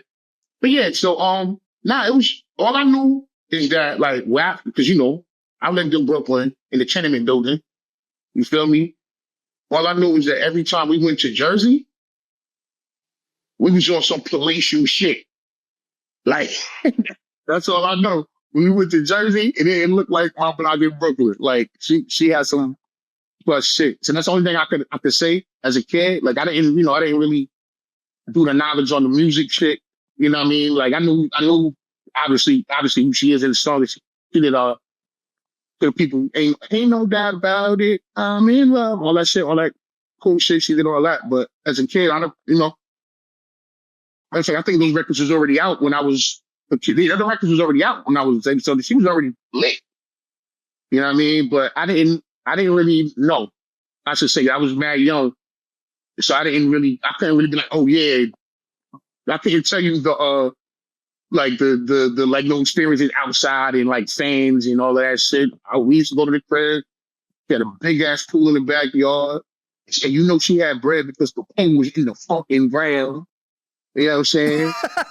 Yo, I like how you made that distinction right there. The pool was in the ground. It wasn't like when I was going to Brownsville, the Betsy had pool, or when I was in the style going to Marcy and shit. This wasn't the pool where I had to watch my sneakers and shit, and they be breaking in the locker and all that. This ain't Sunset Park pool, man. This is some palatial black excellence, some shit. You know what I'm saying? So anytime I went to a crib, I just felt like I was on TV. When I went to a crib, I felt like I was on TV. You know what I'm saying? Like, and that was always crazy. Movie. But I also have other relatives that made some prolific music in the 80s as well. Like my older cousin. You have another family member in the group Sky, right? Yeah, my older cousin. You know what I'm saying? He was one of the writers. That's his group, Sky's his group. And his name Solomon Robbins. You know what I mean? And so them I remember a lot because they used to record. They had a studio in East New York at my aunt's crib. Rest in peace to my aunt. My aunt had a crib on Linden in Georgia, in East New York, right down the block from where the Coke shit was at and all that, Coca-Cola. So we used to always go to my aunt's crib every day. Like, we in Brooklyn, so my aunt had the house and shit, and they had a studio in the house. So the first home studio I ever saw was them when they used to have jam sessions and all of that. So seeing them back in the day was kind of cool because even though the hip hop is what always resonated with me, like I never wanted to like do no funk soul, no shit. Like I appreciate the music, but it wasn't my music. You know what I'm saying? But it was cool to see how they connected with the fans and shit. Cause I remember real young, my mother would take me. They would do if they did a show locally. Because the women, because they way older than me, the women that sang in the group, the ladies in Sky, they was from LG Projects. You know what I'm saying? And my cousin, he's from East New York. And so it was just like, so when I would see them, they're like, it's a Brooklyn group. You feel me? Like, this is Brooklyn. Like, so like when they would do shows, it would just, seeing how the people would go, because they had plaques. Like, I would go to my aunt's crib, there's gold plaques on the wall. You know what I'm saying? I walked in the crib, there's gold plaques on the wall and shit. Like, so seeing how people reacted to them when they was on stage and the son, I can say son, like he'd be my father, but son on the fucking bass, the guitar, and the fucking people screaming and shit. That's when I was just like, oh, this music shit is real. You know what I'm saying? And when they do a song that resonates with people and shit, like they had that old song back in the day that everybody loved. Call me if you need someone to talk to. A lot of people think that group was from the West Coast. Because it's funny, I was actually out when I was recording with Broadway, out in Altadena and shit. When I was recording with Broadway, shout out to Liquid Crew and all that. He didn't, we had a conversation. I told him that was my family and all of that. He was like, I thought they was from out here. I thought they was from California. I'm like, no, he's from Brooklyn, bro. Because the music, a lot of people thought it was that skate rink music and like LA, they was big with that skate culture in the 80s and shit like that, the skating rink type shit. That's a little bit before my time, but so that was the type of shit that they would do. Like, they shit ain't playing the fucking motherfuckers skating and doing all that cool shit that was a little bit before my time. I never really grasped that skating shit, but yeah, so like seeing them was a lot of motivation because they had records that everyone loved, like, and the hood loved, you know what I'm saying? And they was one of the first, like, one of the last, like I said, I'm a hip hop guy, so like, but to go to these shows and motherfuckers on the drum, motherfuckers on the bass, on the guitar, like that was different to me because that's not my lane. But watching how that makes the people feel when motherfuckers is playing them keys and shit, motherfuckers playing that bass and shit like that, motherfuckers screaming and shit, like that shit's beautiful, bro. Like that shit definitely made me be like, if I'm up there, I gotta figure some shit out. I gotta entertain these motherfuckers because these niggas is entertaining, you know what I'm saying? So that shit definitely made me look at things through a different scope, seeing that shit. You know what I mean? And then, like I said, you saw them do something that initiated a response. Oh yeah, basically, and then you wanted to do the same thing. It is in your own way. In my own way, because I never wanted to just be a singer. I never wanted to play no instruments like professionally or nothing. But I definitely I knew I had to figure out something to be able to reach the people in a similar fashion. Mm-hmm. And it just happened to be talking shit. Got you. So you and DJ Self used to be in a rap group together when you guys were young, right? It was true. It was sad. No, you put out no records and that. That's funny. DJ, and you really be doing your research, bro. Self, shout out to my brother DJ Self, man. Power 105, love of hip hop, all that good shit. Me and Self, we grew up together. We went to school together. So when I started rapping with Self, he used to rap too. But he was always a DJ. He from when I met him, he always had a little setup in the crib. Like, so we 14, 15, he was already DJ Self then. Like, he was Self already. Like, he's been Self forever, you know what I'm saying? And we used to go to school together. And I used to what we used to do was, because we went to school in Bay Ridge, right? If y'all know the terrain of Brooklyn, that's like Bay Ridge is like a white kind of part of Brooklyn, like a lot of Thai, a lot of Irish, whatever kind of traditionally like black neighborhood. A lot of Latinos is next to Sunset Park, it's in Bay Ridge. I mean, so we went to school in Bay Ridge, but I lived in Bed-Stuy, you know what I'm saying? And Self lived in Fort Greene. So we was like, we lived like 10 minutes away from each other. So we had like a 45-minute hour trip to go to school every day. We would have to ride the train mad far in the Bay Ridge to go to school. So what we would do was we'd be at school, you know what I'm saying? And then we would like freestyle on the train after school, just rhyming and shit. And then we would go to his crib and he get in the turntable and we would just fucking freestyle about what happened in school. Like stupid shit, you know what I'm saying? We would battle each other, we would round, and we would just fucking record for hours. We would fucking record. He'd be on the turntable, just playing all these beats, and and that's how I started. I started rhyming with, pet parties and shit like that. You know what I mean? So like I started rhyming with Self. And Self is actually dope too. He was actually a good rapper at the time. You could tell Self is really talented, right? But because of Love and Hip Hop, a lot of people try to play him out, but you know what I mean? But it's like the talent is there though. It's just that, because he's associated with that, it's like people are like, oh, he corny or something like that. But he's like tied to a lot of people, like even 50. Bro, Self is a very important figure in this New York City hip hop scene. Yeah, that's my brother. I'm gonna have to call him in a minute. You know what I'm saying? Lean on him a little bit. That's my brother.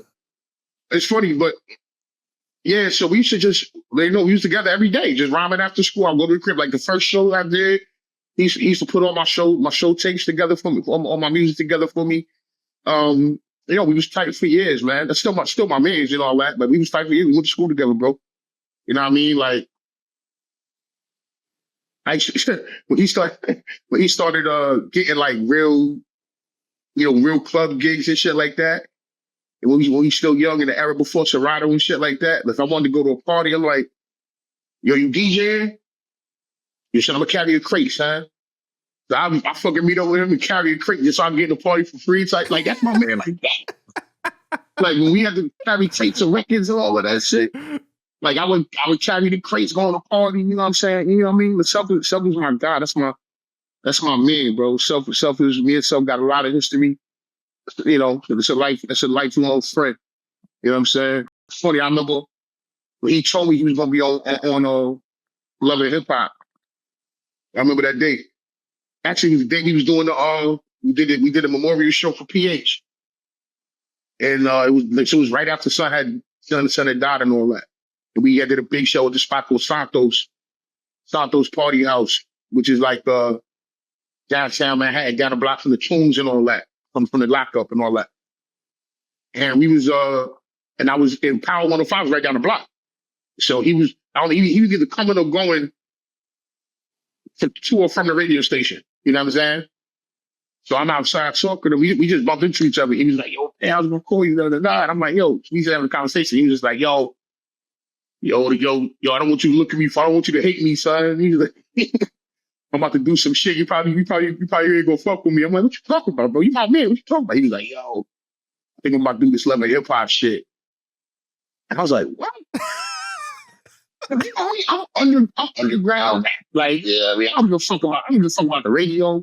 I know me, son. I know me. I live in my own fucking bubble, and I make good for myself in my bubble. Like anything else, whatever. I don't give a fuck. He was like, y'all want to do love and hip hop. I was like, yeah, what? I was like, yeah, I'm about to do this love and hip hop shit. What you think? And it's funny because I think he expected a different response. Like I was like, yo, fuck out of here. I'm like, yo, bro. I was like, yo, son. I'm like, that's a good look, bro. You can flip that to some other shit, bro. You gonna have more eyes than ever. Like you already lit off the radio, but now you're gonna have the largest radio market in the world. I already know you, and now you're gonna be on one of the largest franchise television shows, regardless of what the subject matter is. Like nigga, you lit. Like I was like, yo, man, do that shit. He was like, and it's funny. I guess he thought I was gonna be like, yo, like try to shun him. I'm like, yo, bro, nigga, do that. Get all the bags, bro. Get all of the bags. Like my thing is, yo, entertainment, bro. These motherfuckers compromise themselves for nothing. When I say he compromised himself, but when I say motherfuckers do shit for nothing, like play themselves and embarrass themselves for shit. Like you up there, you got a brand, you got a legacy. Like, yo, bro, get that bag, bro. You know what I'm saying? He helped introduce motherfuckers to Cardi. Like, bro. Like my man stamped is official, bro. You know what I'm saying? He told me I rap about chicken spots too much. He's like, yo, you always rap about whiskey and chicken spots, nigga. I'm like, that's what I do, nigga. I don't give a fuck about going to the club, nigga. You know what I'm saying? I'm at the chicken spot drinking whiskey, man. What the fuck? But yeah, South, man, that's my brother, man. Love that guy, man. Yeah. You know what I mean? Fuck the bartenders, about the chicken cashiers. That's where we.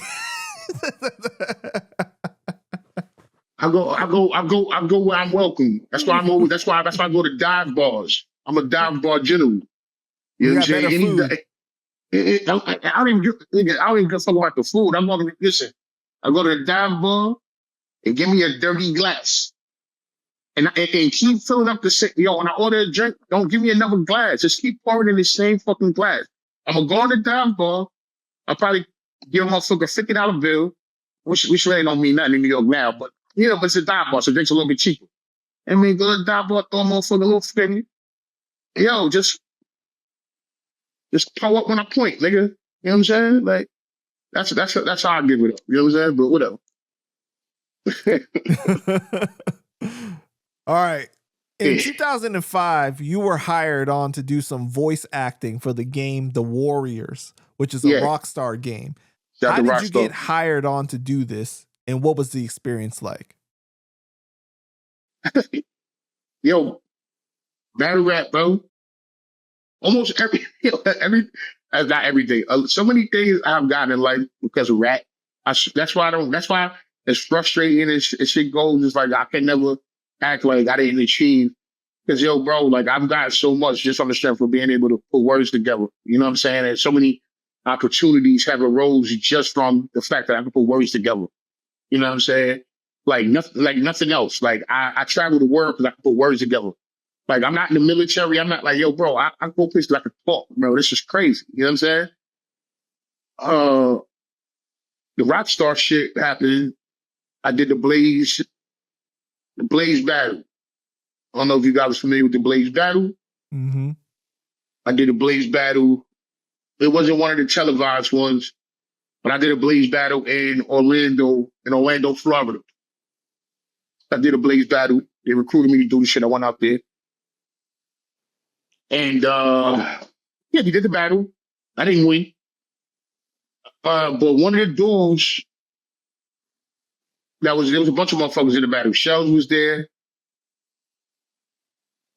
A few motherfuckers. Anyway, did a battle, and there was somebody that was in the battle.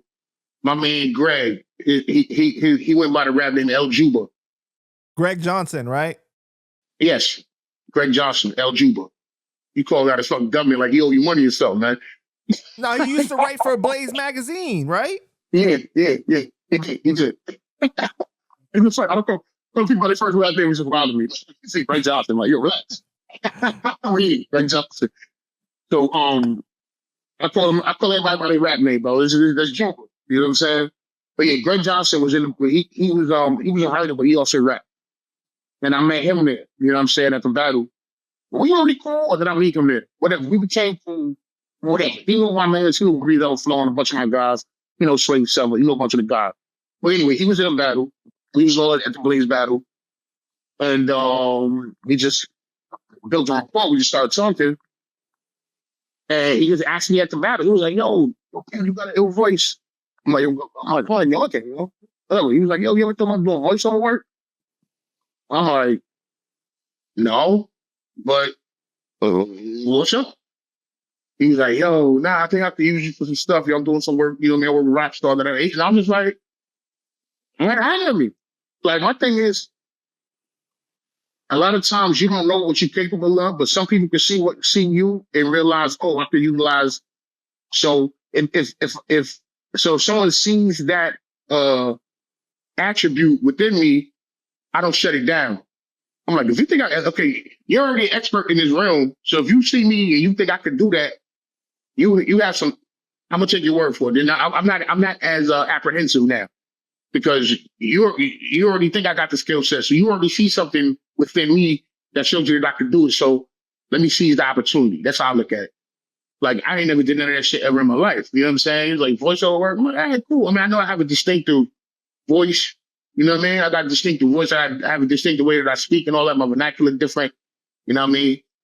You know, I guess I got a New York accent or whatever you want to call the shit, whatever the fuck, you know what I'm saying? Whatever. I know I have a distinctive voice. So anyway, he like, I said, yeah, bet, sure, holler at me, whatever. And, you know, little time elapses. He calls me one day, like, yo, you working on this game, The Warriors, based off the movie. I'm like, The Warriors? And the crazy shit is, when I was a kid, The Warriors is still one of my favorite movies of all time. I love Brooklyn based, I love New York City based shit. And that shit was just so over the top. Like, Warriors is one of my favorite movies of all time. He's like, yeah, we doing this shit for the Warriors. I'm like, the Warriors? I'm just like, this is crazy, bro. This thing don't even understand. The Warriors are like my favorite fucking movie. You know what I'm saying? And he was like, yo, we want you to read for Cyrus. And Cyrus is the can you dig it? That's the guy that did the speech. Oh, I thought that was Booker T. Wow. Yo, get you the fuck out of here, bro. Booker T got that from the Warriors movie, bro. But yeah, but the guy who does the original one in the movie, the guy that does the speech in the beginning, it was the gang leader called Cyrus. Right. And they wanted me to read for that. And my thing is, I know the movie very well, and I'm just like, okay, I know, okay, first of all, I'm not an expert in this field. I'm gonna try my hand at whatever, but I also know that I don't sound like Cyrus. You know what I'm saying? I'm not an impressionist. I'm not doing voices and shit, you know what I mean? So I was just like, you want to read for Cyrus? I'm like, okay. I figured I wasn't gonna get that. Now, off top, because I know I don't sound like Cyrus, and I know if you try to do a game, keep it accurate. Because in the game, they actually had a lot of the voice actors in the game were actually from the movie. They had got a lot of those actors that were actually in the movie itself. So it would have been weird to have me sound like me doing the whole speech that everybody knows from the movie and don't sound like that guy. That'd have been whack. Even though nobody would have known, so it wouldn't have been like negative to me. Like nobody would have known me anyway. But I was just like, I know I don't sound like that guy. So anyway, I went down to the office and all of that, and I just started reading this shit. And blah, blah, blah. He was like, okay. And then they obviously I didn't get the part for Cyrus, but it was like, yo, we got some other shit for you. So I just started doing the voices. They gave me the scripts. Got the script together, went down there, took like an hour or two, laid down all these voices and shit. And then it was like, yo, you dope. You know what I'm saying? We're gonna keep you in the loop. Grand Theft Auto came out. I did GTA. They kept hitting me up. I did GTA. I did Liberty City Stories. I did Vice City. Vice City. Battle of the Gate, Tony.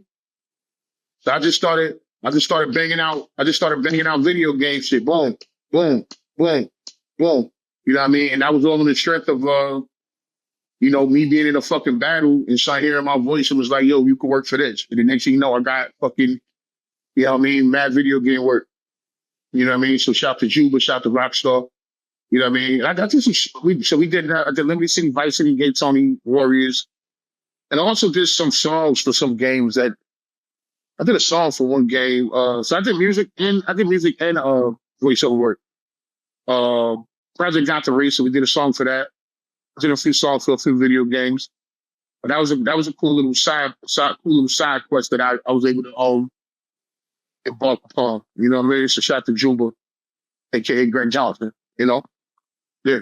So why was this something like you didn't want to continue to pursue? Because Grand Theft Auto is like one of the biggest games of like all time. Like you could be up there. Yeah, DJ's one of the biggest franchises ever. Yeah. I never said I didn't want to pursue that. Who said that? Who told you that? Well, why didn't you continue to pursue it? Just circumstances, bro. I'm down. I'm super down. But to give you an answer, I was not. Greg was literally my only. Like that wasn't my world, and he was literally the only connection that I had. So it wasn't like I had other people to be like, yo, you know what I mean? So I didn't have a bunch of, like, that wasn't my realm. Like, hip hop is something I could throw those people in, work around, whatever. But the video game world, I didn't have plugs. I didn't have other contacts, other people. So to reach out to and continue on that path. But I would love to revisit that, man. It was super fun. And when you know what you're doing, it's not as hectic. It's not that difficult if you know what you're doing. It's fun and it's not that difficult. You know what I'm saying? And then people don't, and then when you're doing voiceovers, it's not you don't have to memorize the shit. You're in the studio. So you can read this shit off the paper as long as you use the proper vocal inflections, So it's not like you gotta memorize. So you can sit there with the people and be like, yo, just, you know what I mean? But that was fun, man. That was fun, and I'm definitely, I would love to, like, bro, I'm a part of the GTA wiki, bro. I'm a part of the GTA universe. In real life, you can Google for you and print GTA, nigga. Like, I'm a part of the whole GTA universe, bro. And that's something else a lot of people can't say. That's pretty dope. You know what I mean? How was the money for doing voice acting though? Was it good? It was cool. It wasn't no life changing, no life altering shit. You know what I mean? But it was sufficient for the time. But then like I don't get like royalties and shit like that. Got you. But if I got royalties on GTA, bro. Oh, that's what I'm saying. If I got royalties on bro, if I got royalties on Grand Theft Auto, son, you can't tell me nothing.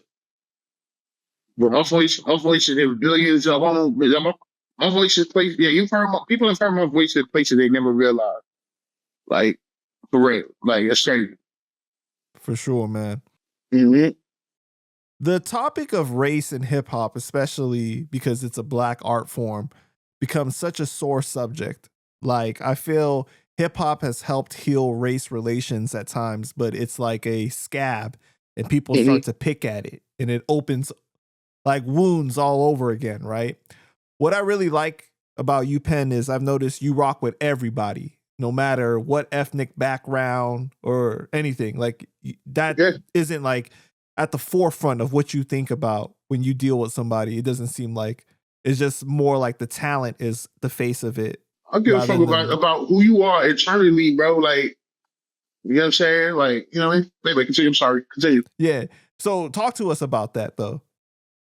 Talk to you about what? Not caring about motherfuckers' race off top? Like, what does it say? Yeah. Like, because of race is such a big deal in hip hop, it seems like. I care about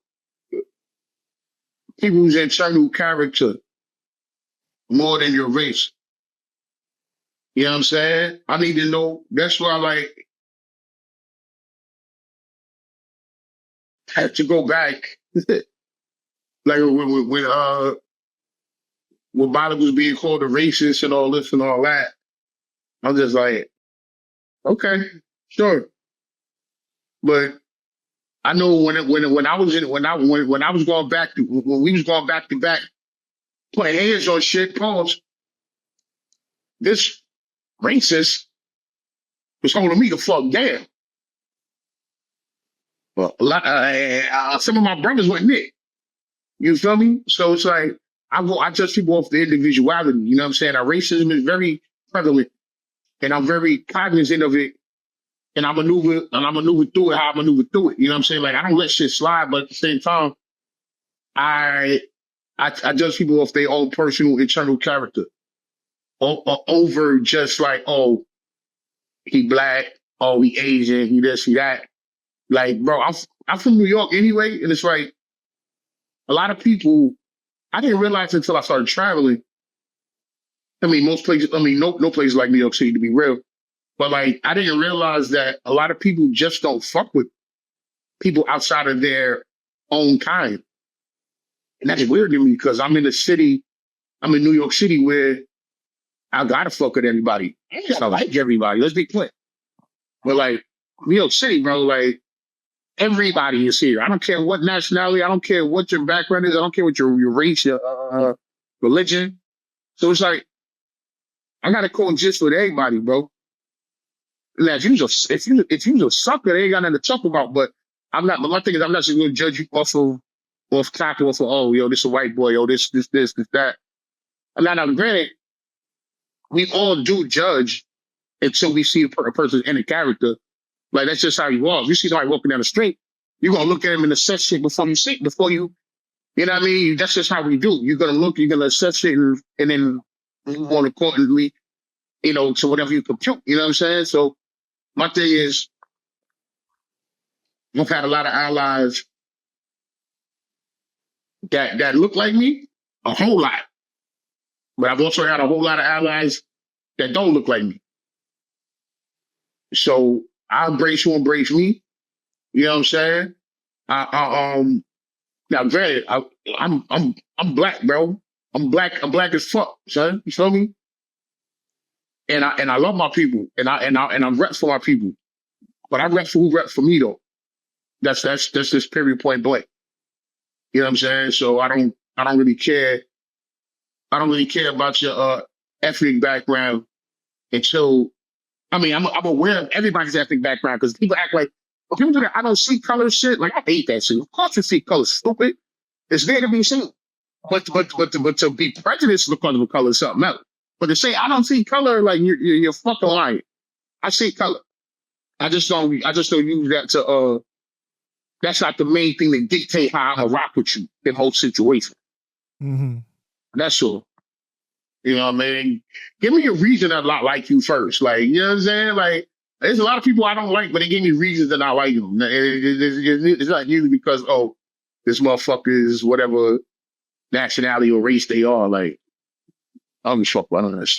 But you view hip hop as a black art form, though, right? I mean, it is. I mean, right. it's everyone's art form, but we are the cogs that keep this shit going, and we are the people that initiated it. The originators. I believe that we are the originators, but it's a black art form, but it's open to everyone. Mm-hmm. Like it's open to everyone. Like that whole guest in the house and all that interesting conversation. You know, some white people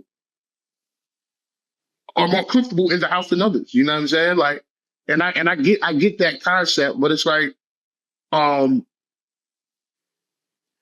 say hip hop is a black art form, but more than a black art form, I say hip hop is a New York City art form. You know what I mean? In right, New York City, New York street culture, right? And that is predominantly black, 100%. But it's not 100% black. No. You know what I mean? The New York streets ain't 100% black. Right. So I would say that hip hop is a New York City culture, but spearheaded by African Americans, by blacks. Got you. Okay. So it's you understand what I'm saying? So it's our culture, yes, but it's the culture is for everyone though. If that makes any sense. But do you think that the reason why there's a level of sensitivity is because of the other genres that Black people invented or were, you know, at the forefront of, that were taken over, I guess, and whitewashed, and now like when you think of those genres, you don't think of Black people anymore, and that's why there's like this overprotectiveness when it comes to hip hop. Right. That's definitely one of the reasons. Like, yo, bro, look at the country music. They didn't even want to give Shabuzi the fucking award. It's like, oh, because he's Black? Like, yo, bro, you know. Yo, Shabuzi is fucking fire, bro. No, I know, but what I'm saying is, but they didn't want to give Beyonce an award. Okay. Yeah, no, I know what you're talking about. Because she's traditionally an R&B hip hop artist. Okay, no doubt, she is that. But she can't, but yo, she's a fucking country chick from Texas. Like, so, but the only reason they don't want to accept her as that is because she's a Black person associated with hip hop. So all Black people, the genre, it's so crazy. So by default, most young Black artists are put in the hip hop category just because they're young and Black. It's not the music content. It's because they're young and Black and how they appear.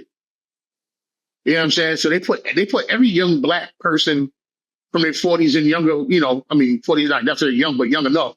Like, everybody 40s and under in music that's Black is going to be considered hip hop just off default. You know what I'm saying? And it's like they try to deny Shabuzi. Like, Shabuzi is a country artist. Mm-hmm. He ain't a rapper. He ain't a singer. He's not a rapper. He's not a rock. He's not a rapper. He's not a fucking rap musician. That motherfucker is a country artist. But they want to deny him because he's young and Black. So it's like, we now put him over there with the rappers. Like, he don't rap. He does country music. He's a fucking country and hard area. Like, what are you talking about? But just because it's like it's funny because in a lot of in some places, I think people use rapper as a slur. Rappers damn near racist or half the time. Mm. It's like, oh, you're a rapper, like, you know what I'm saying? And like, so they put the negative connotation on rappers because it's like traditionally a Black thing or whatever. But it's like, it's weird, bro. It's weird. You know what I mean? Like, when people call you a rapper, they kind of be like condescending a lot of times. Like, oh, he's a rapper, like, like, you know what I mean? But yeah, so they started. To you, in other ways, the term rapper is used in place of the N-word, basically. I ain't gonna say that, but a little bit. A little bit. Okay. Like a lot of times, the way they throw the word rapper around is not meant in an endearing fashion. Right. You know what I'm saying? A lot of times it's meant like as almost a slur. You know what I'm saying? Like it's a negative thing. But yeah, so we, you know, so people are protective of the culture because, I mean, so many other cultures have been taken and reappropriated from us. I mean, most of American music for the past 100, 200 years comes from us. Hundreds of years, you know what I'm saying? But the only one that we get to claim is fucking hip hop. We can't. What about R&B? Let's stop. I put this all in the same bucket. Hip hop, R&B, same bucket. I mean, like, think about it. You can't, like, if I was just, say if I was a young kid and I was like, yeah, I'm gonna be a rock, I want to be a rock musician. Like, chances are, motherfucker would be like, word? That's that white boy shit. Like, really? Like, you know the history, but of course, not something. That's something look 5 years back, let alone 70 years back. You know what I'm saying? But it's like people will equate rock music with white people. Oh shit, I do half the time because that's the predominant face of the culture. When you look at the base of the roots of rock and roll, but they got that though. They already got that, bro. So it's like, right. So I understand the motherfuckers. So I do understand the aspect of motherfuckers being overprotective of the hip hop shit because everything else got taken from motherfuckers. So it's like, all right, well, nah, this us, this ours. I understand that. You know, I might not necessarily agree with it 100%, but I understand it because everything else got taken. What the fuck? It's my shit. I think that it's a tricky topic, right? Because like, obviously, I don't think that hip hop would exist without Black people, But then also hip hop wouldn't be as big as it is today without all cultures participating and consuming it, right? Right. You know, and the main consumers and white people consume hip hop more than black people, bro. And females too. White females, you know. I mean, like, so this is, I know. Really up there. Come to the show. Drink some whiskey. I'm a nice guy. Yeah. I'm cuddly as winter. You can stay warm. You heard? But yeah, you know. But so you know, like, when it comes to though, I feel like when it comes to hip hop, it's like it's not just what you take from the culture, it's what you give back to the culture, right? That's how like people paying homage to those that came before them that laid the groundwork that did not benefit the way that they do now because there wasn't music, there wasn't money in it the way that there is now, right? Like, you know, when people first started out, like a lot of people didn't get their props, you know? So like when you pay that homage and you pay that respect to those people that laid that groundwork, it really goes very far. But I feel like it's not just a race thing when you're talking about giving back to the culture or paying homage, because there's a lot of newer black artists that's not like really paying homage to the people that came before, you know, that did the work for them to be where they are at today, you know? Yeah, a lot of motherfuckers don't do the history, man. It's sad. But that's why I take platforms and people to give people the history. So, you know, maybe people will look further into it and actually, you know, do the research of what they're embarking on. You know what I'm saying? Yeah, I just think that it's a tough thing because it's like once you put art out into the world, it's like, of course, people are going to be impacted by it. People are going to be influenced by it. And they're going to want to be a part of it, right?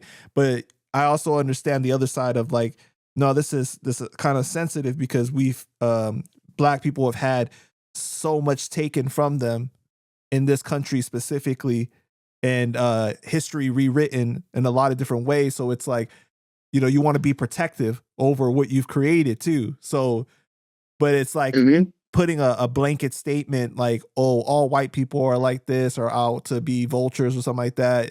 It's just not true. It's just like with any, like, you know. Yeah, none of that, like, there's no 100% of anybody, like, and there's always, right, you know, there's always gray areas, you know what I mean? So I don't never say all of y'all do this, all of y'all do that. That broad overgeneralization is never healthy. So I try not to do that. For sure. Yeah, because you look at, like, for example, like Wu-Tang, right? Wu-Tang and tons of people in the hood are impacted by martial arts. Like, it would be like crazy to say like, oh, you can't do martial arts because you're not Asian or something like that. You know what I mean?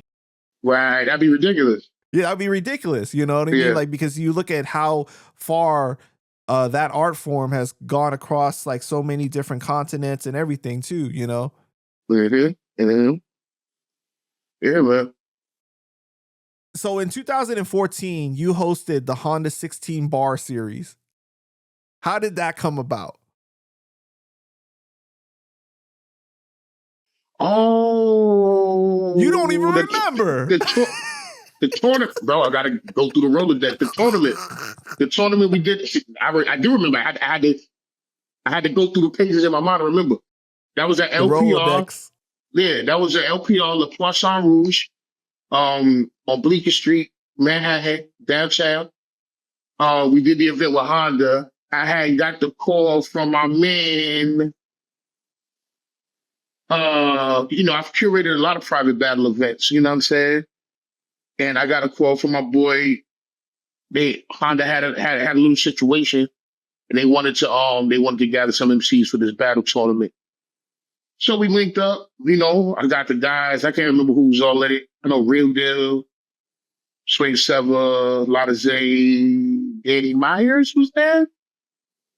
Danny Myers. It was an 8-man round. It was an 8-man round robin tournament, and Black Thought had was out there with us performing, right. And I was out, and it was me and I curated the event, and me and Rob Markman from Genius. I think he hosted the shit.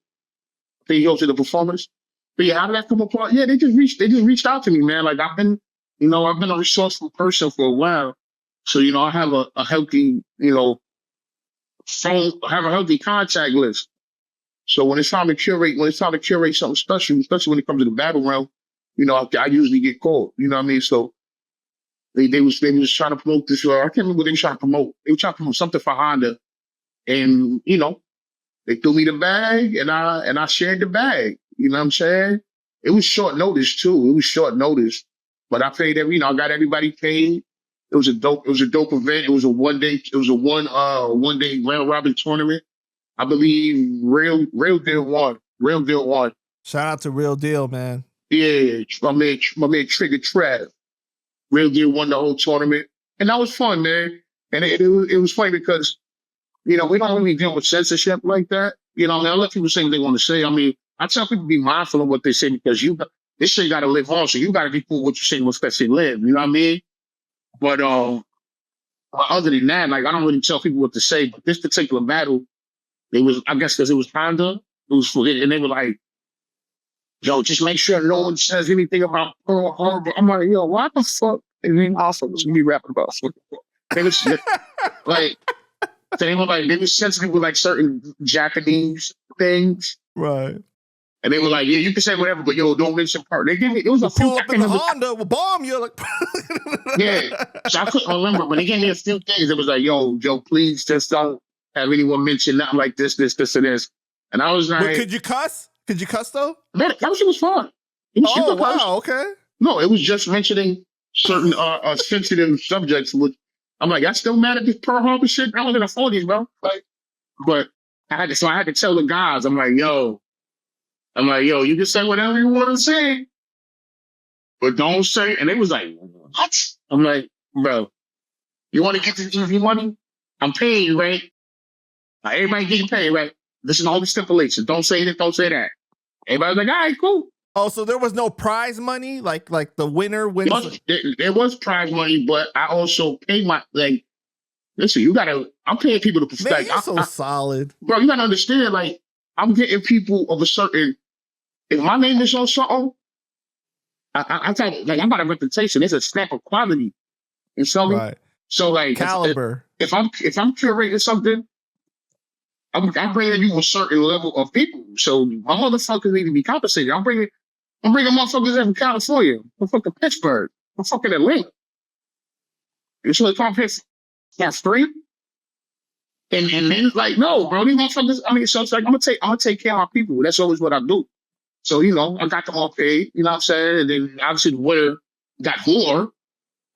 But everybody got an appearance fee. That's how it's supposed to be. If I have a budget and I can break that bag apart and lace the fam now, I'm gonna do that always. I'm gonna always do that. Everybody got each, huh? You couldn't tell them like, yo, can't you guys give away a car or something like that? Like, can we like get the newest Honda? or can you put the neon lights underneath my Civic and shit? Like, it would be like Fast and Furious. Give me a role in the next Fast and Furious movie. I make sure people eat, man. I always make sure people eat, bro. Always. I like to eat. I can't make sure my people eat too. You gotta eat, bro. That's right. I know that's right. Mm-hmm. All right. Total slaughter. Here we go. Okay. Yeah. What went right and what went wrong with that, in your opinion? That's too broad of a question.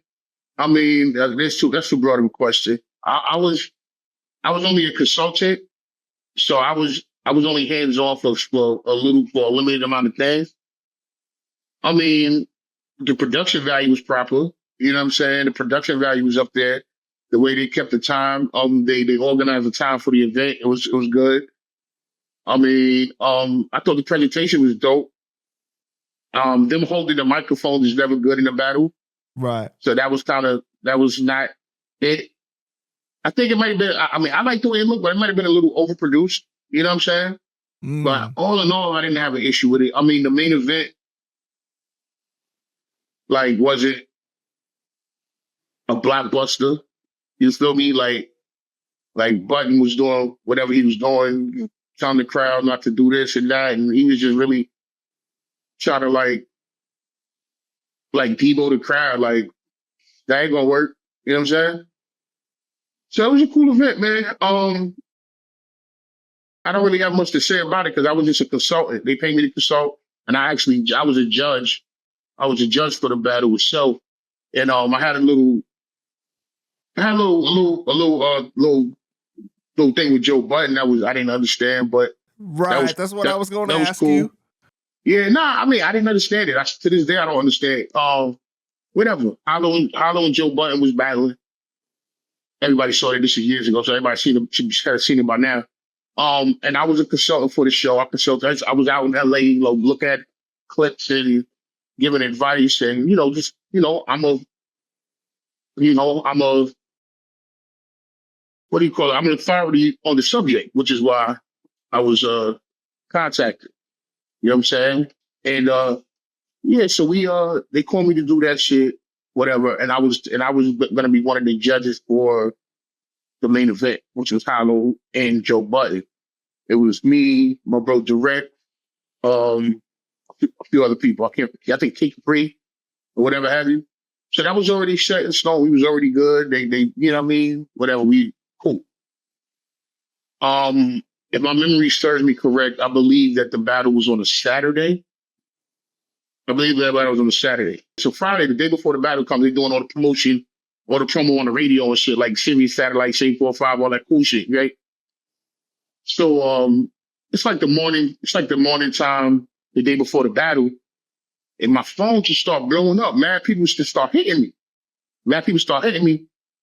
And I'm getting like messages online and shit, like through whatever Twitter, whatever social media we was on. And motherfuckers hitting me up crazy. Like, what up with Joe? What up with you and Joe? I'm like, what me and Joe? I'm like, I don't know what you talking about. What you talking about?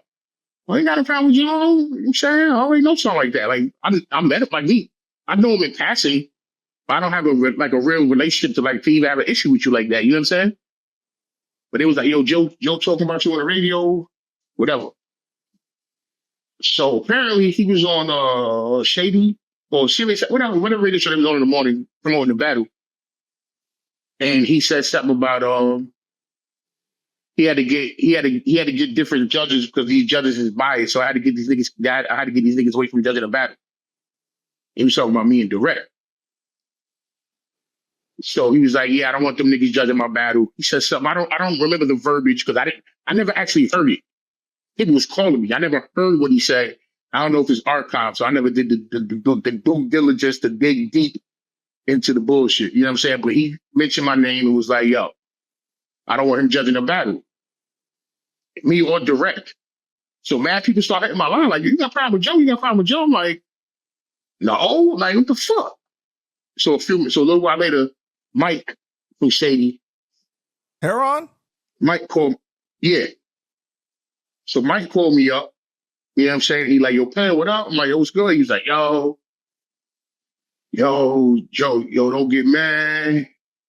Joe don't want you judging his battle. My fault. I don't know what's wrong with him. He don't want you judging his battle. So we gonna have to figure something out, but I don't know if we're gonna judge his battle. I'm like, the fuck are you talking about? Like, what happened? Like, what's the... Hey, you know how he get, bro. I'm like, I don't know how he get, but all right, whatever, bro. I'm like, my money's still there. So I didn't get offended. I mean, I wanted to know what the issue was, but I didn't care because they didn't stop no money. You feel me? Like, it's not like I ain't getting paid because they don't want me to do that, but I still wanted an explanation because we never had any situation. You wanted to understand. Right. So my thing is, if you're on the air mentioning money, I would at least expect the communication. Like if I go on Hot 97, I'm like, this nigga Panda Chop, this nigga sucker, whatever. Then Panda Chop reaches out to me, I should be able to speak to that person because I'm the one that puts you out there. I'm the one that said your name. I didn't mention nobody. You know what I'm saying? So anyway, they got me taken off. They didn't want me to judge this battle. Fine. Cool. They got some other people to judge this battle. didn't really matter. You saw the battle. You know what I'm saying? So, yeah, so they got me, so I didn't judge the battle, but, you know, it didn't stop any paper or nothing. But I was still confused as to why, you know what I mean, Son didn't want me to judge the battle. Whatever. I figure I see it when I see it. So, but I also do want an explanation because my thing is, in the battle rap world, this world is very tumultuous. And it's like, my name is my name. I don't like no stains on my name, especially if I didn't do nothing to warrant that. Like, my reputation is all I got. You feel me? Like, you done sent me shit, and I'm like, what? And I done went and cleared that shit up immediately because my reputation is what I got, bro. You can't be running around. So you saying, like, you got me taking over judging because whatever. That's saying I'm a motherfucker, shaky character in my eyes. That might fuck up future opportunities too. Right. So you out here saying this to people on the air and the radio or whatever. You're insinuating that I'm a shaky character. I don't accept that. I'm not jacking that. So I just needed to figure out what that was about. So I'm like, yo, so I hit up Nino Bless, because Joe is his man. I hit up Nino. I'm like, yo, son, give me this nigga number, bro. I need to talk to this nigga. And Nino fronted. Nino never gave me his number. I harass him about that regularly. You know what I'm saying? And he was like, nah. I'm like, yo, give me this nigga number. I just want to talk to this nigga, but I don't understand. I just need clarity because I never did nothing to you. We never had a confrontation. We never had an argument. We never had nothing. Like, other than, yo, what up? Like, we never had nothing. So the fact that you're like, oh, I don't fuck with this dude, I'm like, I don't get that. I need to understand why you putting that out there. Like, say, even if I pulled up to the event and we was there and it was like, yo, we're going to change the structure. We don't even judge. All right, yo, fam, whatever. Like, I'm accept it how I accept it. It is what it is. But to go on the air days before and be like, yo, this person, that makes me feel like there's something underlying behind it. So I just wanted some clarity on it. You know what I mean? Yeah, so I didn't get his number. I'm like, oh, whatever. You know, he give me his number, cool.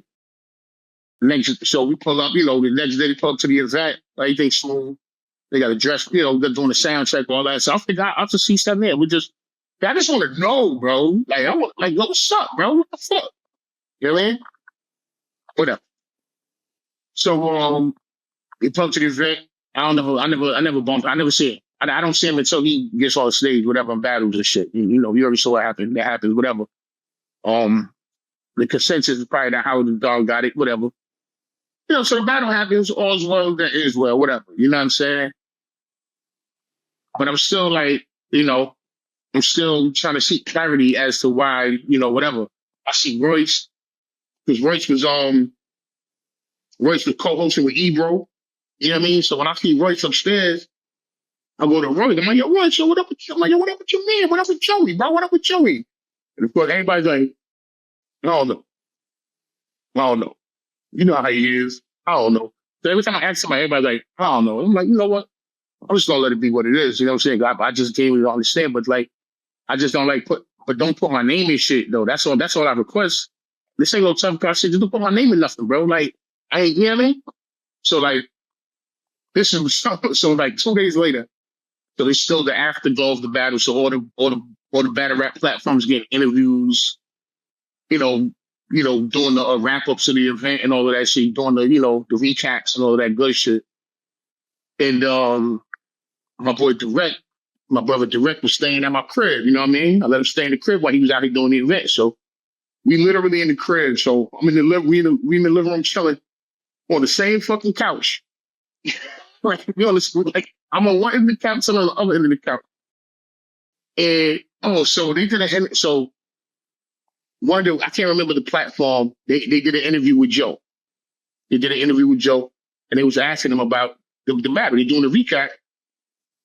And so they asked him. They was like, yo, you got an issue with Poison Pen or Director? You got them taking off or judging the battles? Like, yo, what's your issue with Pen? Yo, Pen one of the most solid niggas we got. Pen is wild solid, bro. You know what I mean? Pen is solid. And then he said, I can't remember what he said, but he was just like, whatever. Whatever his response was, he said, I can't remember what it is at this moment in time. Maybe it's somewhere buried on the internet, but he said what he said. But still, nothing to me. You know what I'm saying? He still never explained nothing to me. But he still says something alluding to me maybe being biased. And I'm like, yo, you know what? I'm gonna hit this thing.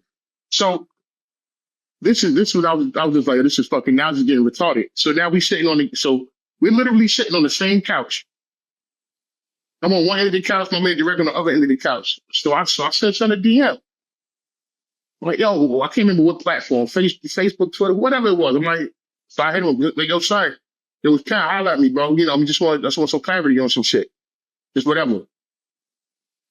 Yeah, this motherfucker is totally ignoring my message, but he's right.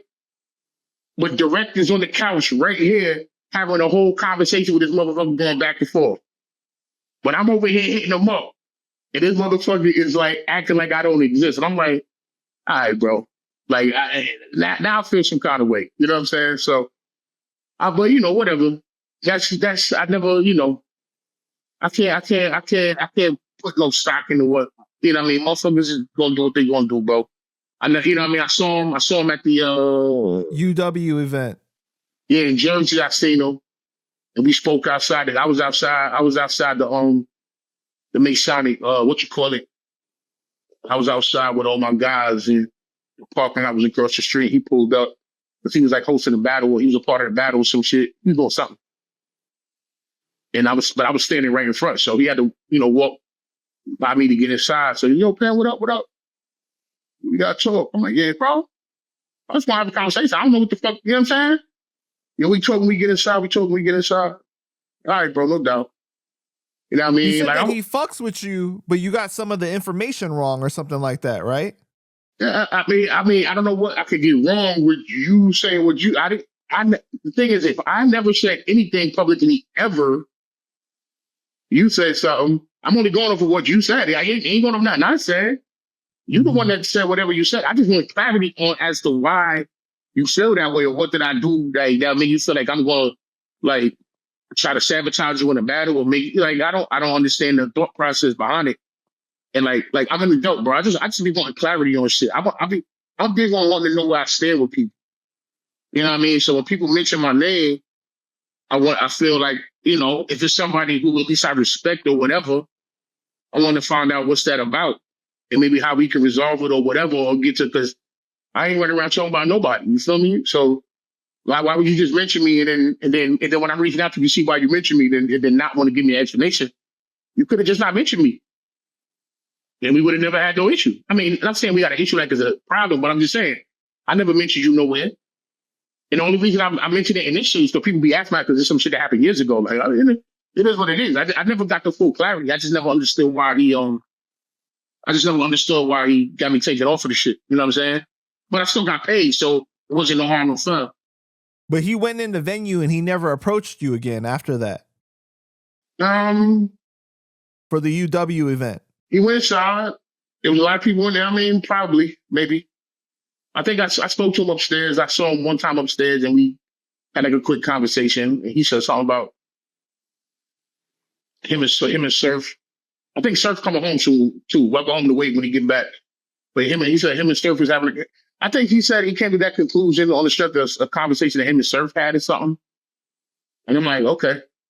You know what I mean? Like, my thing is, you know, I'm somebody that opposes the culture. I'm never going, you know what I mean? So I'm not gonna, I'll play the funny business. I'm gonna try to make sure that it's viewed in a certain way. So I'm not gonna do no funny business like to make, you know what I mean, to make all of us look goofy and shit. Like, that's not, I really care about the culture for real. So I want you to do nothing to sabotage you, make you look funny, to disrespect you.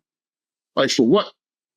You know what I mean? Like, if this event is a success, that's good for us on a whole. That's good for the whole entire culture.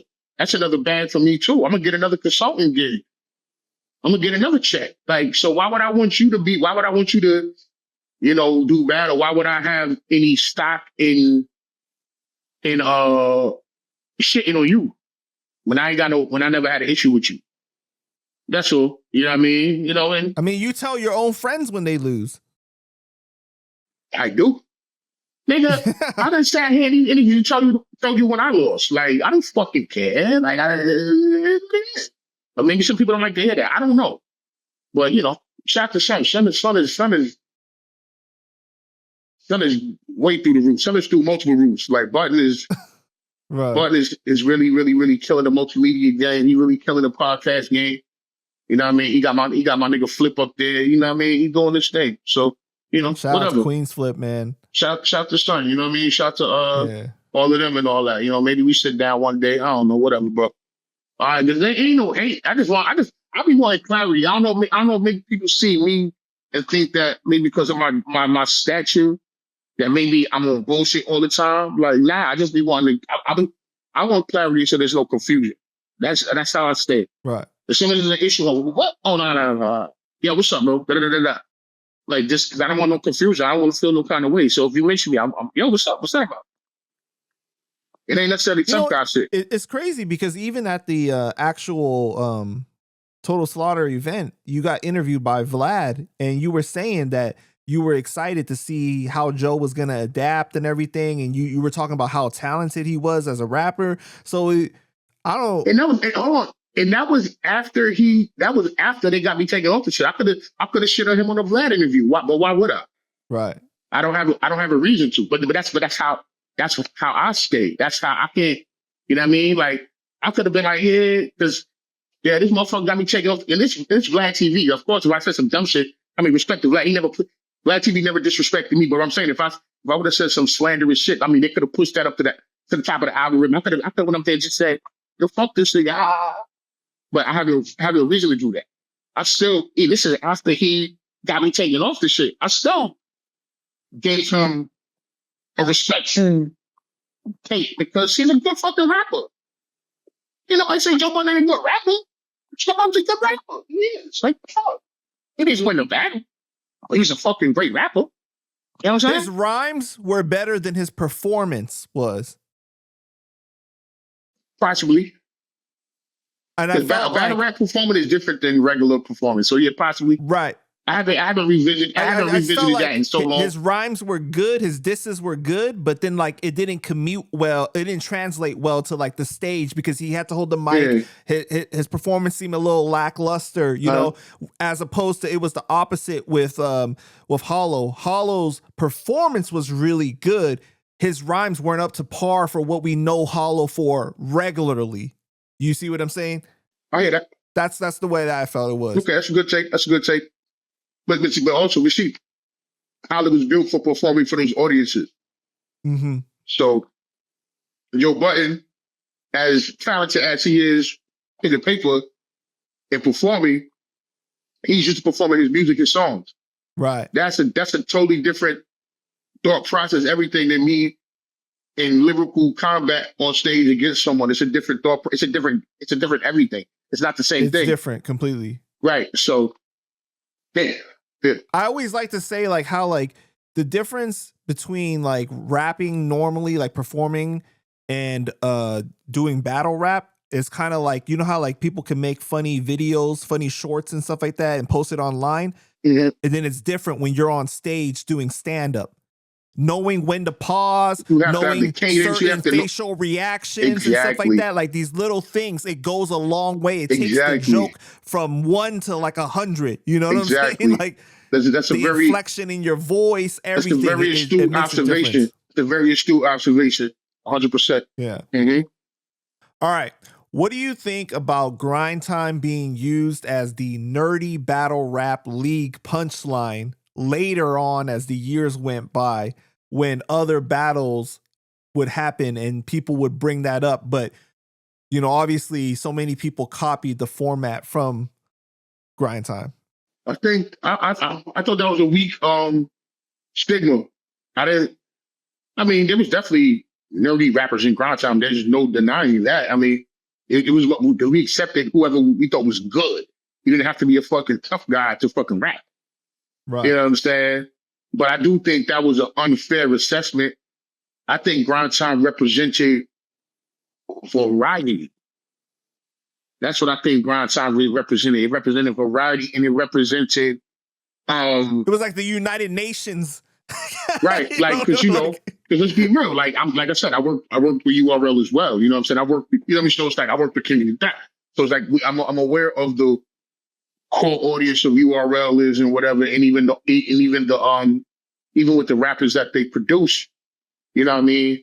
Like that's viewed as straight, you know what I mean? Whatever have you, because it's predominantly black or whatever have you. I mean, Grind Time was very diverse, and a lot of those guys that you like that came from URL was in nerdy Grind Time before they was in URL. Yeah, it's just a fact. You could do the research yourself. So I think that was an unfair stigma. That was just something that was like low hanging fruit, because everybody in Grind Time wasn't nerds, bro.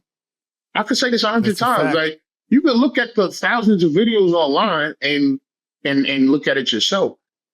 I don't get offended by the word nerd. I don't have a problem being smart. But at the same time, I know the stigma, that's that nerd shit. Like, stop it, bro. Stop it. Was there some nerds? Yes. Were there some fucking hitters? Yes. Were there some fucking freestylers? Yes. Were there some white motherfuckers? Yes. Were there some black motherfuckers? Yes. We had a variety. That's what it was. What's wrong with it? I thought variety was a good thing. You know what I'm saying? It's a variety. So, you know, it was a melting pot of all different kinds of disciplines of rap, different approaches to the art. That's what Grind Time was. You know what I'm saying? So, I mean, people can call it what they want to call it. You could literally look at it yourself. You know what I mean? Rum Nitty came from Grind Time, Sway came from Grind Time, Old Red came from Grind Time, Hollow came from Grind Time. Like, all these motherfuckers came from Grind Time that is not on no nerdy shit. No, not trying to defend it. I don't care. Like, there's no problem. I said it before. There is no problem with being a nerd, bro. There's no problem with being a nerd. But to be like, oh, that's that nerd shit, that is a very, that's a misconception, though. That's a strong misconception. All you gotta do is, for sure. And some of the people that were making those jokes later on came from Grind Time, though, too. Yeah, because that's the thing. It was like, you know, the URL painted a picture and they made it cool to, like, you know what I mean, to shun. And that's what it was. Like, oh, I'm over here. So it is funny because, like, without Grind Time, y'all wouldn't have been here. And without Grind Time, the URL wouldn't be there neither. But whatever. So it's just like, to shut that down, it was really a divided conquer tactic. You know what I'm saying? Okay.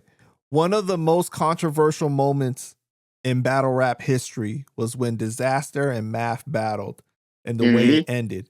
Now, you really wanted to speak on this the last time, okay? So, thoughts? I mean,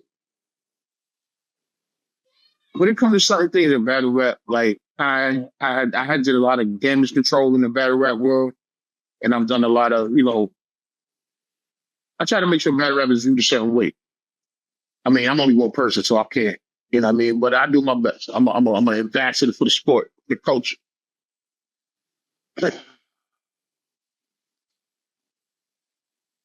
When Math and Diz happened, like, that stems from a battle. That stems from my battle. That stems from Slave 7 versus Dizaster. That stems from the shit we did in New York back in whatever 2010, 2011, whatever it was. So the genesis of a lot of battles stems from the Slave and Dizaster battle. Now, my thing is this: as someone that has been in a curator / executive producer / big brother role for a long time, when I do events, I make sure that my goal is to make sure that everyone is good. Whereas most of the time when people are doing events, they just try to make sure that they're good, which is fine. You know what I mean? They're not covering everything. Like, I'm thinking way beyond, because I'm literally financing this whole shit. And when Slave 7 versus Dizaster happened, I took a very strong personal responsibility to make sure that everything went as according to plan, and that New York showed up, and we did a prolific event that pushed the culture forward and pushed Grind Time forward. You know what I'm saying? So I knew that when I brought people out here, that everything had to be under control. Certain security measures had to be in place. A lot of phone conversations needed to be had, because I know certain people I was bringing out wasn't you know, they weren't the most bubbliest of people. Like Dizaster first of all. So I know Dizaster is a polarizing figure. I know when I brought Dizaster out here, a lot of people didn't like Dizaster. Understand what I'm saying? Now, Dizaster is one of my friends, but a lot of people I know don't like Dizaster, and that's on them. And you know, whatever, that's whatever. You mean from a personal perspective or from a battle perspective, like a rapping perspective? Both. Both. Gotcha. So, Dizaster, we're doing the now. When I book battles. Like when I was doing this shit every day. Like I booked battles months and months in advance. You know what I mean? So I had got up with Dizaster at like Grizzlemania, and we had set up the him in versus Swave. You know, we knew it was going to be a big event, and we knew that it was Dizaster's first time coming to New York in its magnitude, so we knew it was going to be a big thing. But we also know that a lot of people did not like Dizaster out here because he's, you know, I mean, he's not easy to like sometimes. You know what I'm saying?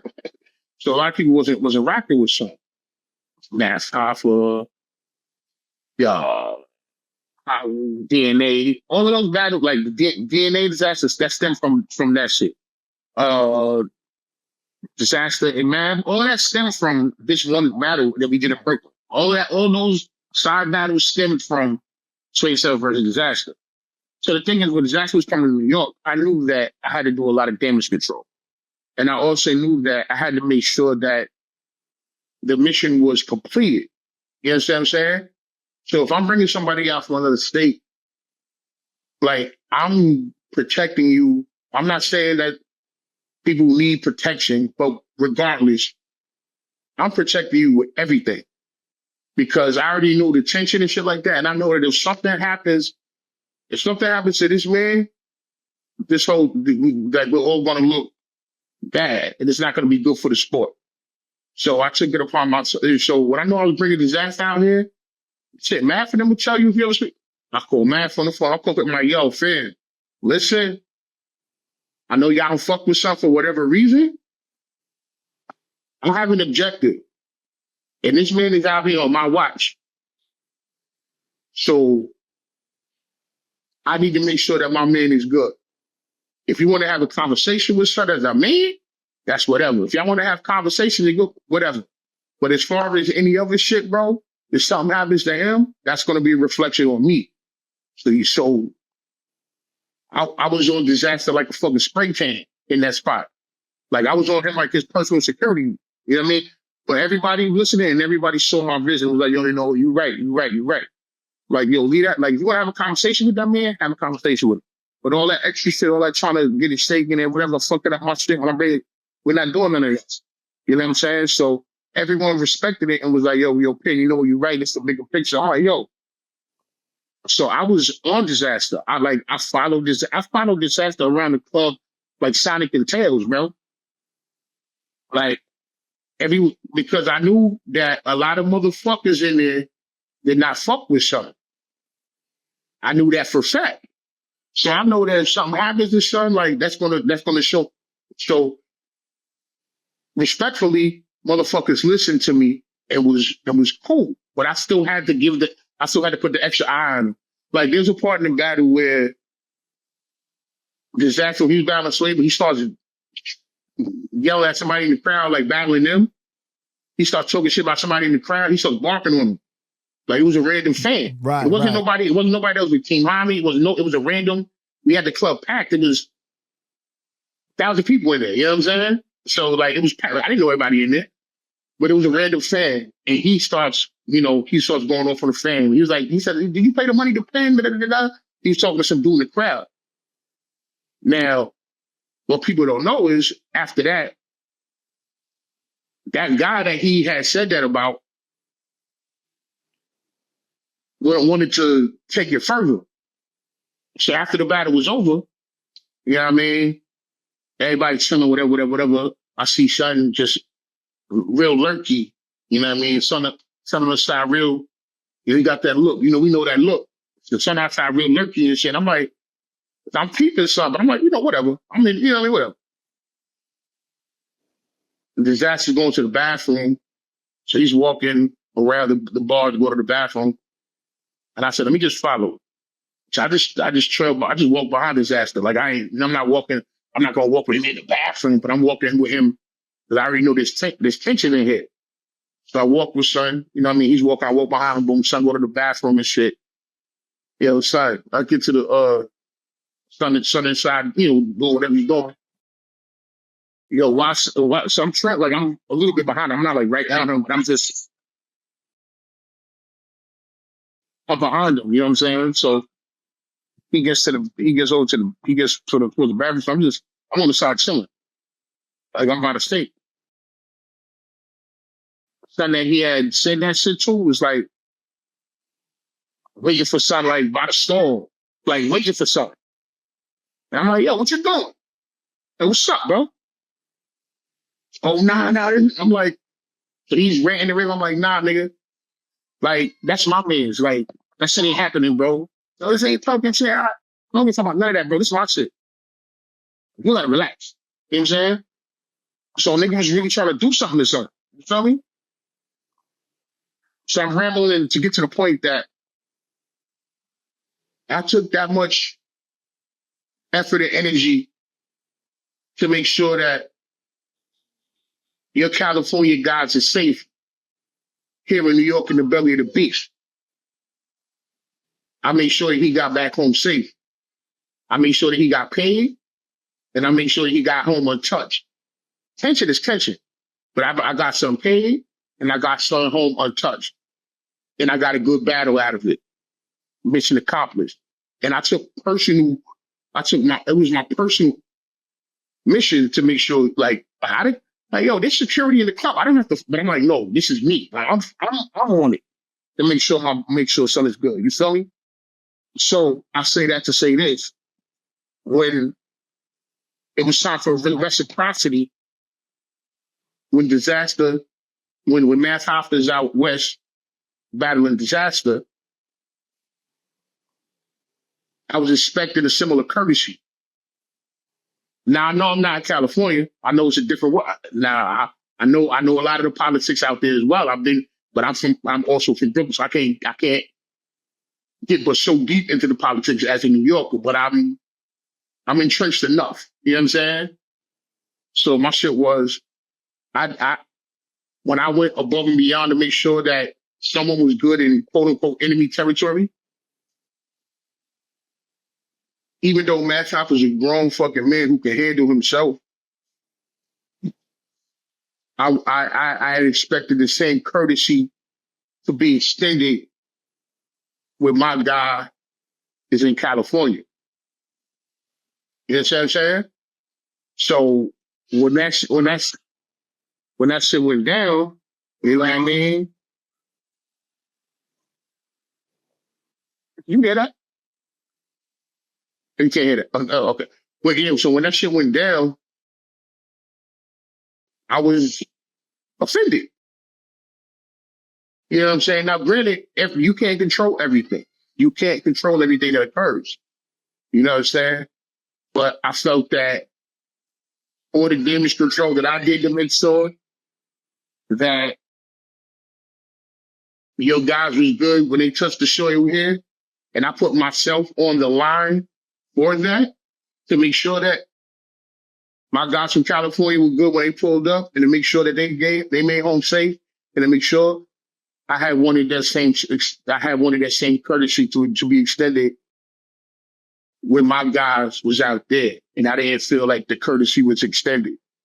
Now I know there's other underlying factors that could,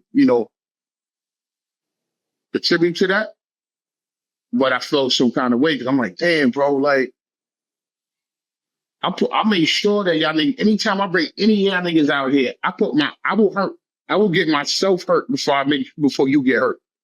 I will hurt myself before you get hurt. So when someone's out there and that shit went down, I just didn't like it because I was just like, yo, bro, like, as much damage control as I did to make sure that Dizaster was safe, like, why is this motherfucker getting his? Whether he can defend himself or not, because Math is very capable of defending himself. But why should that even be an option in the middle? Like, I felt I was offended by that. And I expressed that to Diz and all of them.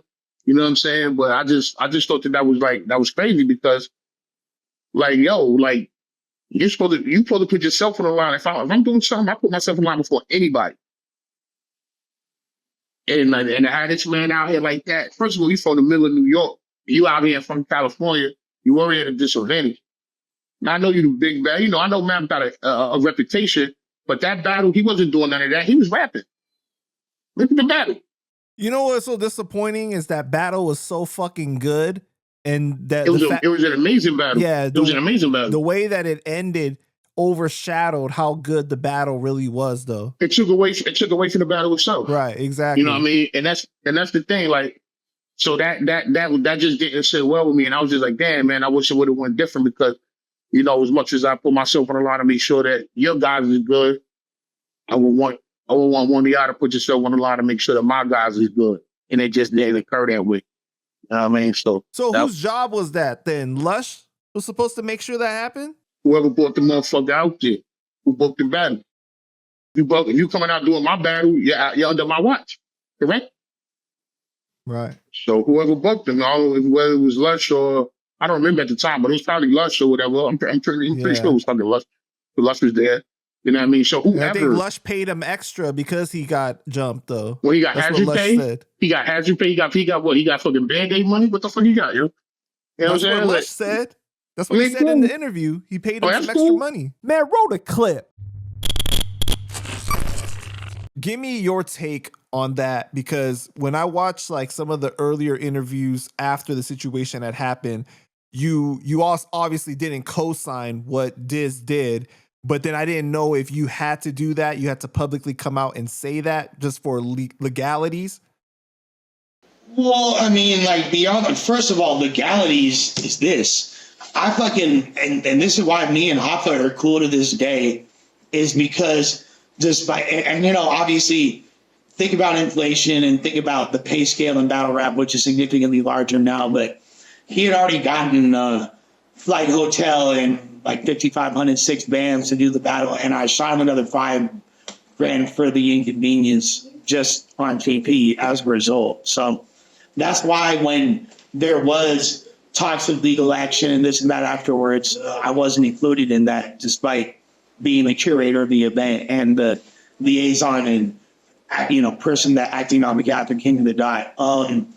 As far as me saying that, like, obviously it's a fucked up thing that happened. No, it's like the last thing that should have happened, and it's janky that, you know, that Matt Hoffa went to a battle rap event essentially feeling free and ready to perform. And Diz, to be honest with you, he did not, it wasn't a premeditated thing. He didn't go there with that in mind, but the confidence, energy that had been created between the two of them before, which when you harness, it's perfect for a rap battle, but just kind of got a little bit out of hand, and then the mayhem that ensued. I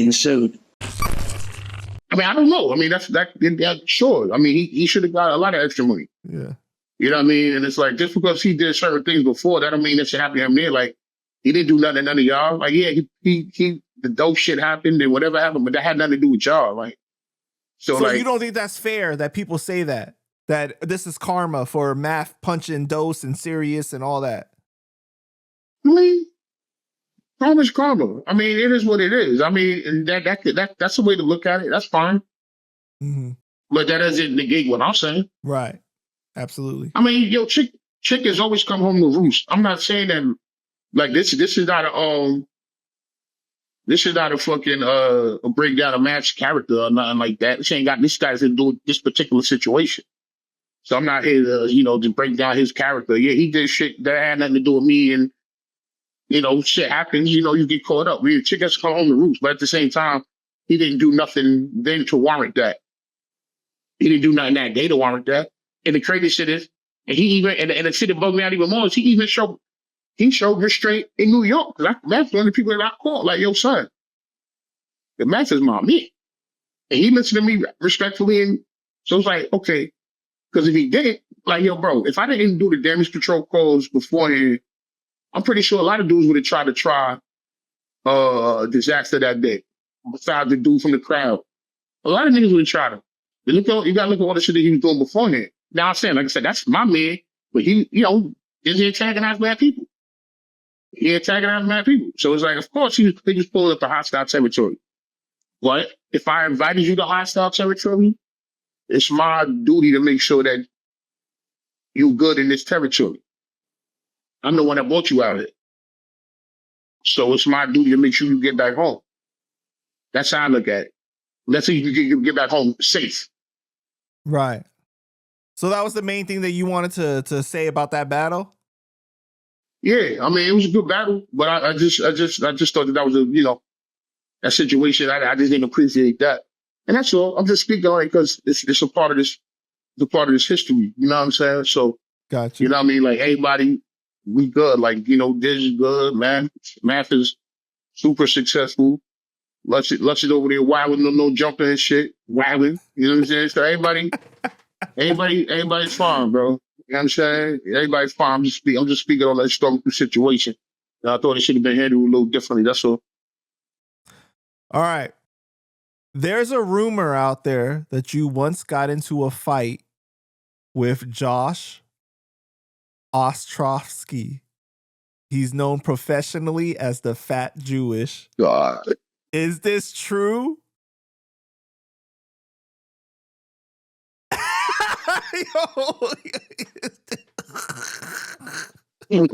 Why? Why what? Where does this come from? Who told you that? I can't reveal my sources, man. Come on. It's the word on the street.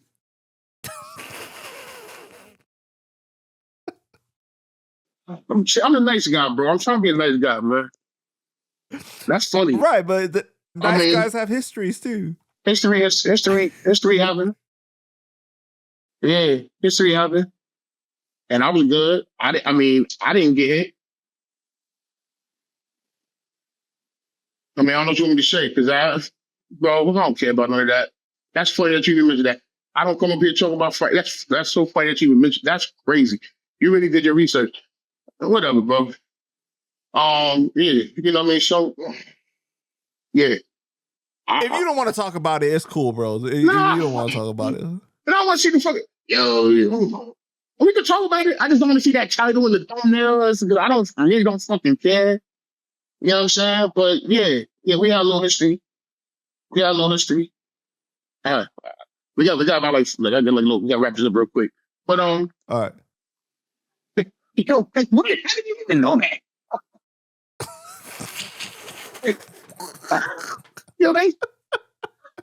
How did you even know that? Yeah. So what happened though? Why did you guys even have an issue to begin with? Now we was at a show. We was performing, and they decided to It wasn't even. It's so funny because most of these incidents that people know about is me calling my people down. It wasn't no issue with me, but they felt that they could disrespect my nigga Tech like that. Oh, so they were disrespecting Tech. So and you responded. They tried to disrespect Tech. So we had a conversation after this. We was on stage. when it happened. And it's so funny. We on stage, and this whole thing happened on stage. Like when we were on stage performing, and this is what happened. Then you got me going back in the archives. We were doing the show. What year are we talking, bro? This is 20 years ago. This is like 20 years ago. Wow. It's when he was still rapping. I don't even know if the guy still raps anymore. It was when he was rapping. Like, I don't know because I know he does a bunch of other shit. But we were performing, and we were doing, it was a show, but I can't remember, it was a show for something. So it wasn't a big crowd. It was like a small crowd. It wasn't a lot of people there. So we're on stage performing, and motherfuckers throwing CDs out to the crowd. There's some people that want some CDs. So the old school, she throwing some CDs out. So your man Tech tosses a CD, but he tosses it far. And like I said, like when I'm on stage, I'm always scouring the crowd. I'm always looking. Now that's just, you just got to pay attention. You got to be on your split. So I'm just like this, just on stage performing. And second store, and being that the crowd is not crowded, I can see everything. It's not like there's mad people there. It wasn't a crowded event. So son throws the CD. The CD flies over everybody, so it lands on the floor like in the back somewhere. And I'm literally watching. So this motherfucker walks. So we're on stage performing, and I'm watching this guy walk over, grab the CD off the floor, walk all the way back up to the stage, throw the CD on. I want that shit. Say that, bro. Say that. But my thing is, you could have just left it there. You feel me? You wanted to create a situation by doing that. Like I watched it happen. You know what I mean? Like Sunshine City, there was no, you throw it over. Mad people said you walk to the CD, grab the CD, walk all the way back up to the stage and throw it back on stage. You want a problem, right? Do you not want a problem? I'm just saying. So that's what happened. So that's what happened. So that's what happened. So when dude, so I throw the CD on stage. And we're very reactionary. So my man's top blue, spit, and then nigga asshole and shit. You know what I'm saying? Whatever. So that happens. Cool. We're still on stage though. So we still performing. But you know, when you perform, we still have like little side combos while we performing. Like, so we're like, you good? Yeah, this motherfucker's playing this. We just go. So we going back and forth in between like rapping. We like on stage. And someone was like, yo, I'm gonna go. I'm hollering at these niggas when I get on stage. All right. So we finish stepping. You finish performance. So step right off stage. We stepped off stage, and we did. You know what I mean? And you know, a few words were spoken, and there was somebody with them that I guess he thought he was, you know, built for the action. Some little stocky guy. He had like a bottle in his hand. So the whole time I'm standing there, I'm always holding my people back. So Texas head dude there, and I'm standing there like, yo, I'm standing there like kind of in between, trying to, you know, act like I'm mediating. I'm with my man, but I'm mediating like, yo. So this dude starts swelling up on tech, whatever. Nigga had a bottle in his hand. It looked like some was like getting all chest poked up. He wanted to like lift that bottle up. And before it wasn't Josh that was doing this. It was doing this. He initiated it, and then his man tried to go the extra route. Got you. So it became a bunch of people, 10 people. So whatever. So Sean started arguing with Check. Act like he gonna hit some with a bottle. And it went up. You know what I'm saying? It went up. We had to get busy. That's all. I ain't getting no hands put on me. You know what I'm saying? But we got busy. You know what I'm saying? Had to get a little, get a little dirty. Security came through, broke it up. It was quick. Security came through, broke it up.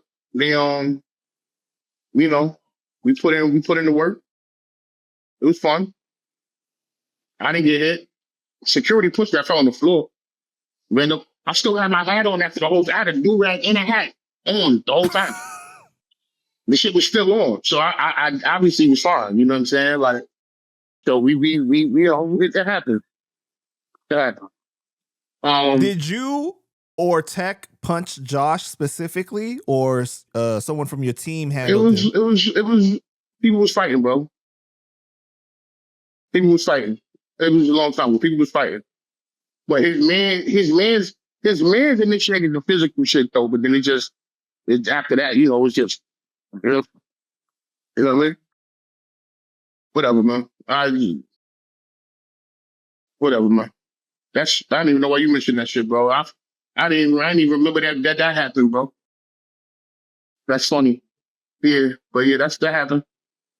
Whatever. I mean, I don't even be talking about shit like that. I'm a chill. I'm a cool guy, bro. I don't want no trouble, bro. I'm chilling, man. All right, man. Yeah. All right, let's end this on a more positive note, though. Yeah. Okay, last question on a positive note. This is the last one I get about it. So yeah. Yeah. On a positive note, okay. What does Brooklyn mean to you? What does it mean to me? Yeah, like how do you think it's shaped you as a person and as an artist? Because in the past, I've heard you say that like everything you rap about comes from your surroundings, like you observing and like soaking in things. It's based on facts. Yeah, bro. I mean, it's everything. This is my default settings, bro. You know what I'm saying? Like it helped me hold me to what I am. I love where I'm from. I love the people. I love the culture. I love the food. I love the women. You know what I mean? I really want to be no place else. I'm not gonna say that. I mean, there's other places I enjoy, but you know what I'm saying? Like this is home base. My family's here. You know, there's so much history on these streets. There's so much history on these blocks, bro. So I love everything about it, even the bad shit. You know what I'm saying? So you could never see yourself moving from Brooklyn? I wouldn't say that. I could. I've been here long enough. Okay. So it's like I'm decades and decades. I mean, yeah, I can explore other surroundings. I'm not that stuck. You know what I mean? But at the same time, this will never leave. The essence of this town will never leave me. You know what I'm saying? Ocean Ave and all that shit will never leave me. You know what I'm saying? So, are you for the gentrification or no? Do you think it's a good thing? It's good in ways. It's good. Like when you look at the fact that like nowadays I could venture out and do things in the borough that I used to have to go into Manhattan to do and things of that nature. So I'm think there's no problem with. I don't have a problem with gentrification. I have a problem with people that come to your surroundings and they want to change. Like changing things for the positive for the neighborhood is one thing, but don't come here and alienate and ostracize the people that are from here.